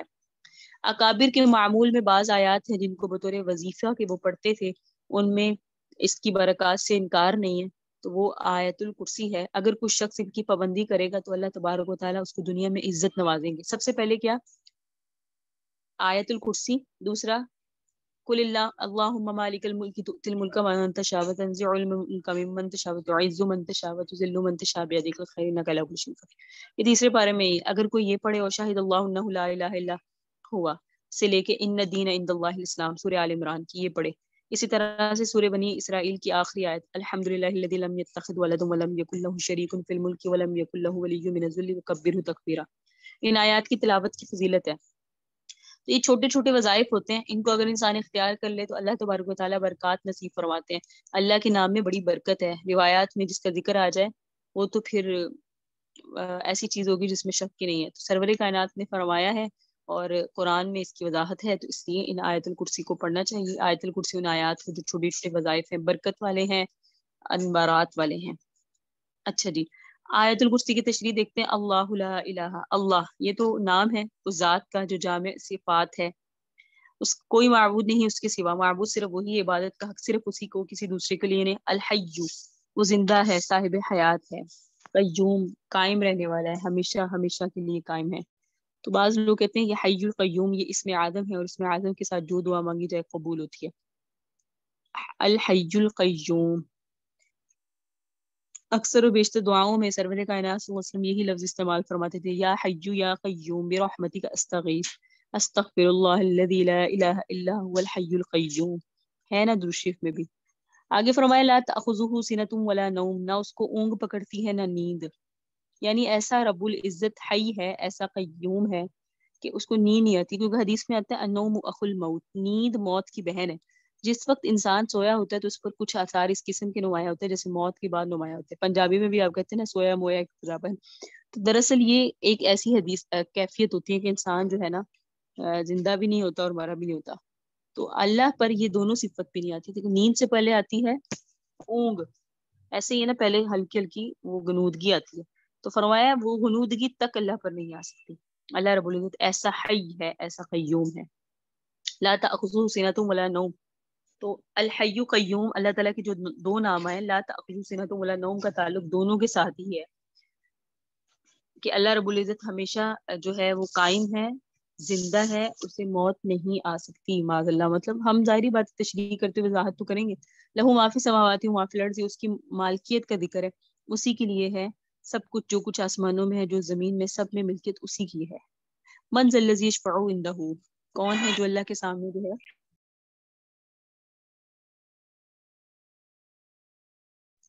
کون ہے جو اللہ کے سامنے سفارش کر سکے؟ من ذا الذی یشفع عندہ الا باذنہ، یہ اس کی حاکمیت آگے کہ اپنی کائنات کے اندر وہی حاکم ہے، وہی مدبر ہے، اپنے علم کے ساتھ جو عادل و حکمت کا تقاضا ہے وہ فیصلہ کرتا ہے۔ ایسا کوئی شخص نہیں جو اس کو اس کی مرضی کے خلاف مجبور کرے۔ اللہ تعالیٰ ایک فیصلہ کرنا چاہے، دوسرا اس کی مرضی کے خلاف اس کو مجبور کر لے، اس کے سامنے کسی کو دم مارنے کی قوت نہیں ہے، کوئی بول نہیں سکتا۔ لا یتکلمون الا من اذن له الرحمن وقال صوابا، ایک جگہ پہ آتا ہے اللہ رب العزت نے ارشاد فرمایا کہ اس سے کوئی بات بھی نہیں کر سکتا مگر جس کو رحمان اجازت دے اور وہ بات بھی درست کرے۔ خیر، یعلم ما بین ایدیہم وما خلفہم، یعنی وہ پہلوں کی باتیں بھی جانتا ہے، پہلے معاملات بھی، بات کی بھی، اس کا علم تام ہے۔ جو کچھ مخلوق کے سامنے ہے، جو کچھ پیچھے ہے، جو کچھ حاضر ہے، جو کچھ غائب ہے، ماضی اور مستقبل سب اللہ جانتا ہے۔ جب اس کا علم محیط ہے تو جو اس کا فیصلہ ہوگا اس کے اپنے علم کی بنا پر ہوگا، کوئی بول کر اس کے علم میں کیا اضافہ کرے گا۔ اس لیے جہاں بھی شفاعت کے نظریے کی نفی ہوئی وہاں اللہ تبارک و تعالیٰ ساتھ ساتھ اپنے علم کو بھی ذکر کر فرما رہے ہیں، وَلَا يُحِيطُونَ بِشَيْءٍ مِّنْ عِلْمِهِ، اللہ تعالیٰ تو مخلوق کے علم کو محیط ہے، مخلوق کا کوئی حال اللہ تعالیٰ سے مخفی نہیں۔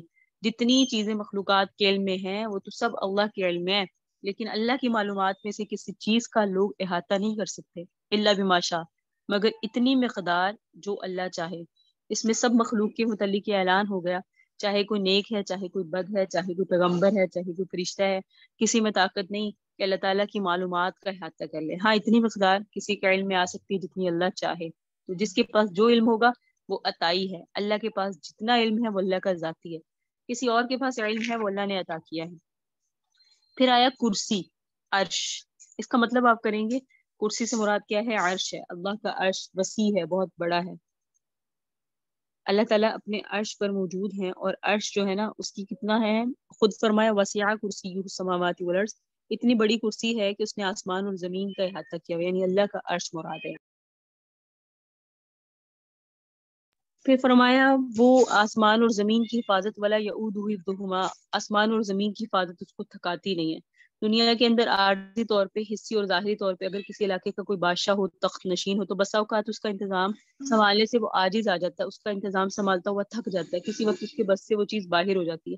مگر اللہ کا علم وسیع ہے اور اللہ اس کو تھکتا نہیں ہے.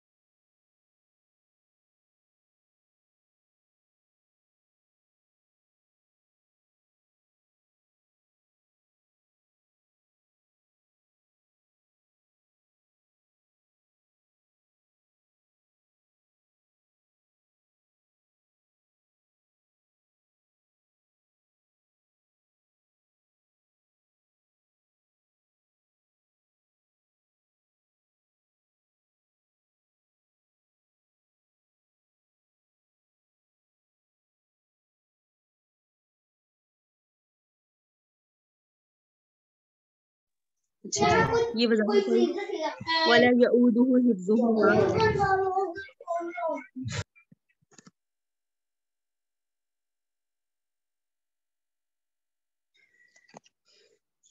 آسمان و زمین کا سنبھالنا اللہ تعالیٰ کو کوئی گرا نہیں گزرتا، اللہ پر کوئی بھاری نہیں ہے. ایسا اللہ حاکم نہیں ہے کہ اللہ رب العزت تھک جائے. جسے پتہ چلا اللہ رب العزت کی یہ مالکیت پر دال ہے کہ اللہ رب العزت اس کی حفاظت کر رہا ہے، اور اللہ رب العزت کو اس کی حفاظت کرنا کوئی مشکل نہیں، گرا نہیں ہے. اللہ کے لیے کن کہنے کی بات ہے. آگے فرمایا دین میں زبردستی نہیں ہے، کسی کو زبردستی دین میں نہیں لایا جا سکتا، کسی سے زبردستی زبان سے نہیں کروایا جا سکتا. لا اکراہ فی الدین قد تبین الرشد من الغی، یعنی اکراہ نہیں ہے. اکراہ کا مطلب ہوتا ہے زبردستی نہیں ہے. دین کے بارے میں اکراہ نہیں ہے. دین قبول کرنے کے لیے کسی کو مجبور نہیں کیا جا سکتا. ہدایت اور ضلالت واضح ہوگی. انسان کو چاہیے اپنے اختیار کے ساتھ سوچے سمجھے. اگر ہدایت کو اختیار کرے گا تو دنیا اور آخرت میں اللہ کی رضا کو حاصل کرے گا. اگر وہ ضلالت اختیار کرنا چاہے تو اس میں بھی کوئی مجبوری نہیں ہے. یہی وجہ ہے کہ اسلامی حکومت میں بھی کسی شخص کو اسلام لانے پر مجبور نہیں کیا جا سکتا. کسی کافر کو جو ہے زبردستی مسلمان نہیں کروایا جا سکتا. تو لا اکراہ فی الدین کا مفہوم یہ ہوا کہ کسی کو زبردستی اسلام پر گامزد نہیں کروایا جا سکتا کہ تم اسلام کو قبول کرو. تو لا اکراہ فی الدین کا یہ مطلب ہے. آگے فرمایا ہدایت اور ضلالت واضح ہوگی. اب جو شخص طاغوت کا انکار کرے، یعنی جتنی طاقتیں اللہ تعالیٰ کے خلاف چلنے والی ہیں یا لوگوں کو اللہ کے خلاف چلنے کی ترغیب دیتی ہے، ان کا دامن چھوڑتا ہے، اللہ پر ایمان لاتا ہے، اللہ کا دامن پکڑتا ہے، تو اس نے مضبوط خلقے کو تھام لیا. فقد استمسک بالعروۃ الوثقی، اس نے مضبوط خلقے کو تھام لیا. بہت مضبوط سہارا ہے. اس سہارے کی طرف سے کبھی تمہیں دھوکہ نہیں دیا جائے گا. جس کا دامن تم نے تھاما ہے یعنی اللہ تعالیٰ کا، یہ تمہیں کبھی دھوکہ نہیں دے گا. یہ ہلکا ٹوٹنے والا نہیں ہے، ہلکا مضبوط ہے.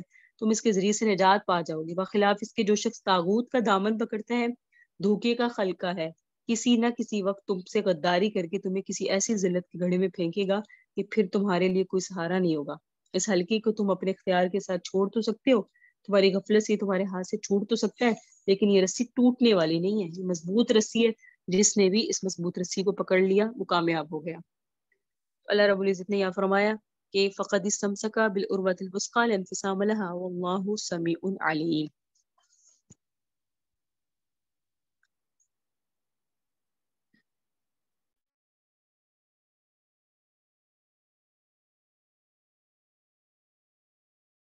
پھر فرمایا اللہ رب العزت کا جو جس کا دوست اللہ رب العزت ہے تو اللہ یخرجہ من الظلمات الی النور، تاریکیوں سے نکال کے نور کی طرف لے جاتا ہے. لیکن جنہوں نے کفر کیا یا کافروں کو دوست بنایا، کافروں کو یار مددگار بنایا، تو یخرجہ من النور الی الظلمات، انہیں نور سے نکال کے تاریکیوں پر میں لے جائیں گے. اولئک اصحاب النار، اور پھر یہ جہنم والے ہوں گے، ہم فیہا خالدون، اس میں رہیں گے. اس میں اس بات کی طرف بھی اشارہ ملتا ہے ہمیشہ صحبت دیکھیں یا اللہ والوں کی ہے یا صحبت گناہ گاروں کی ہے. اللہ والوں کی صحبت میں انسان یخرجونہم من النور الی الظلمات ہوتا ہے. نور کے من یخرجوہم من الظلمات الی النور ہوتا ہے، تاریکیوں سے نکل کے نور کی طرف جاتا ہے، تاریکیوں سے نکل کے مطلب گناہوں کی ظلمت سے نکل کر، اندھیروں سے نکل کر نیکیوں کے نور کی طرف بڑھتا ہے۔ لیکن جس کی صحبت بری ہو جائے گی، نافرمانوں کی، گناہ گاروں کی صحبت جو وہ اختیار کرتا ہے، اس کے جو اچھے عمل بھی ہیں ایک وقت آتا ہے کہ وہ برے عمل بن جاتے ہیں، کیونکہ وہ بری صحبت یخرجونہ من النور الی الظلمات اسے نور سے نکال کے ظلمت کی طرف، تاریکیوں پر لے جاتی ہے، تو پھر وہ انہی کا جیسوں کے ساتھ اٹھتا بیٹھتا ہے انہی کے ساتھ اٹھایا جاتا ہے۔ اگلے رکوع کا ہم ترجمہ پڑھ لیتے ہیں، تشریح انشاءاللہ کل تشریح سے آغاز کریں گے۔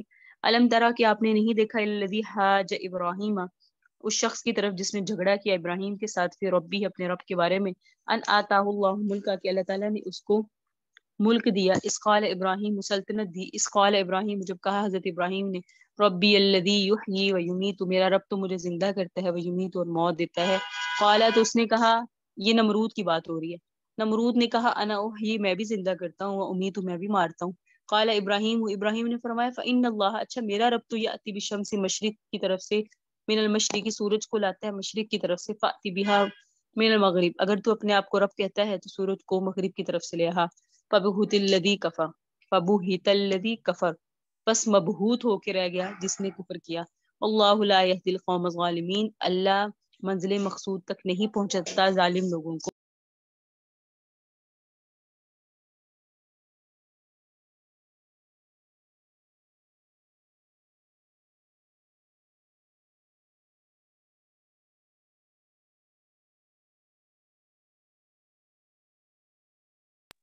آگے فرمایا او کلذی مر علی قریہ، یا کیا آپ نے ایسے شخص کی طرف دیکھا جو گزرا ایک بستی پر، وہی خاویۃ علی عروشہا جو گری پڑی تھی اپنی چھتوں پر، قال انا یحیی ہذہ اللہ بعد موتہا اس بستی کو اور اس باشندوں کو دیکھا اس کے مرنے کے بعد، تو کہا فاماتہ اللہ مئۃ عام ثم بعثہ اللہ نے اس کو بھی موت دے دی 100 سال تک، قال کم لبثت پھر شخص کو اٹھایا اور اللہ نے کہا کتنی دیر تم اس حالت میں رہے، قال لبثت یوما او بعض یوم تو اس نے کہا میں اس موت کی حالت میں رہا ایک دن یا ایک دن کا کچھ حصہ، قال اللہ نے فرمایا بل لبثت مئۃ عام تم 100 سال تک اس حالت میں رہے، فانظر الی طعامک اپنی کھانے کی چیزوں کی طرف دیکھو، وشرابک پینے کی چیزوں کی طرف دیکھو، لم یتسنہ کہ وہ باسی نہیں ہوئی، منظور الی حمارک اور دیکھو اپنے گدے کی طرف، ایک منٹ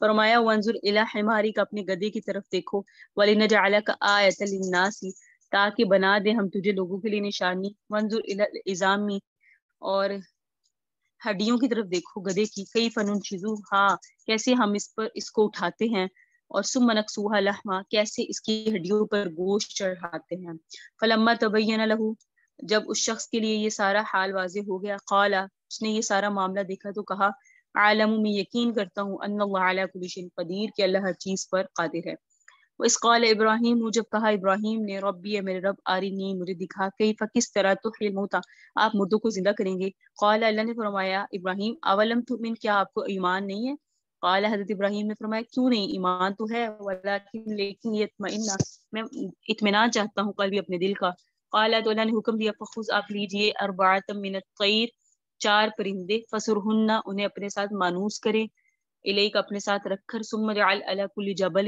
پھر ان میں سے سب کو ذبح کر کے پہاڑ پر رکھیں، منہن جزعا ان میں سے ایک ایک ٹکڑا، ثم دعوہن یأتینک سعیا پھر ان کے ٹکڑے آپ کی طرف اڑتے ہوئے آئیں گے، یعنی وہ ٹکڑے تو رکھے جائیں گے ذبح کر کے لیکن وہ پرندے کی شکل میں بالکل بیائی نہیں جیسے وہ تھے ویسے ہو کر آپ کے پاس اڑتے ہوئے آئیں گے، دوڑتے ہوئے آئیں گے، وعلم جان لے ان اللہ عزیز حکیم بے شک اللہ زبردست ہے اور اللہ حکمت والا ہے۔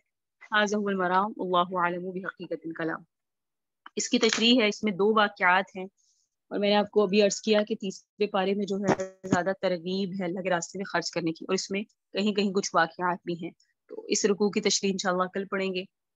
سبحان ربک رب العزۃ عما یصفون وسلام علی المرسلین والحمد للہ رب العالمین۔ دوسری پڑھ لیں اللہم صلی علی محمد وعلی آل محمد کما صلیت علی ابراہیم وعلی آل ابراہیم انک حمید مجید۔ اللہ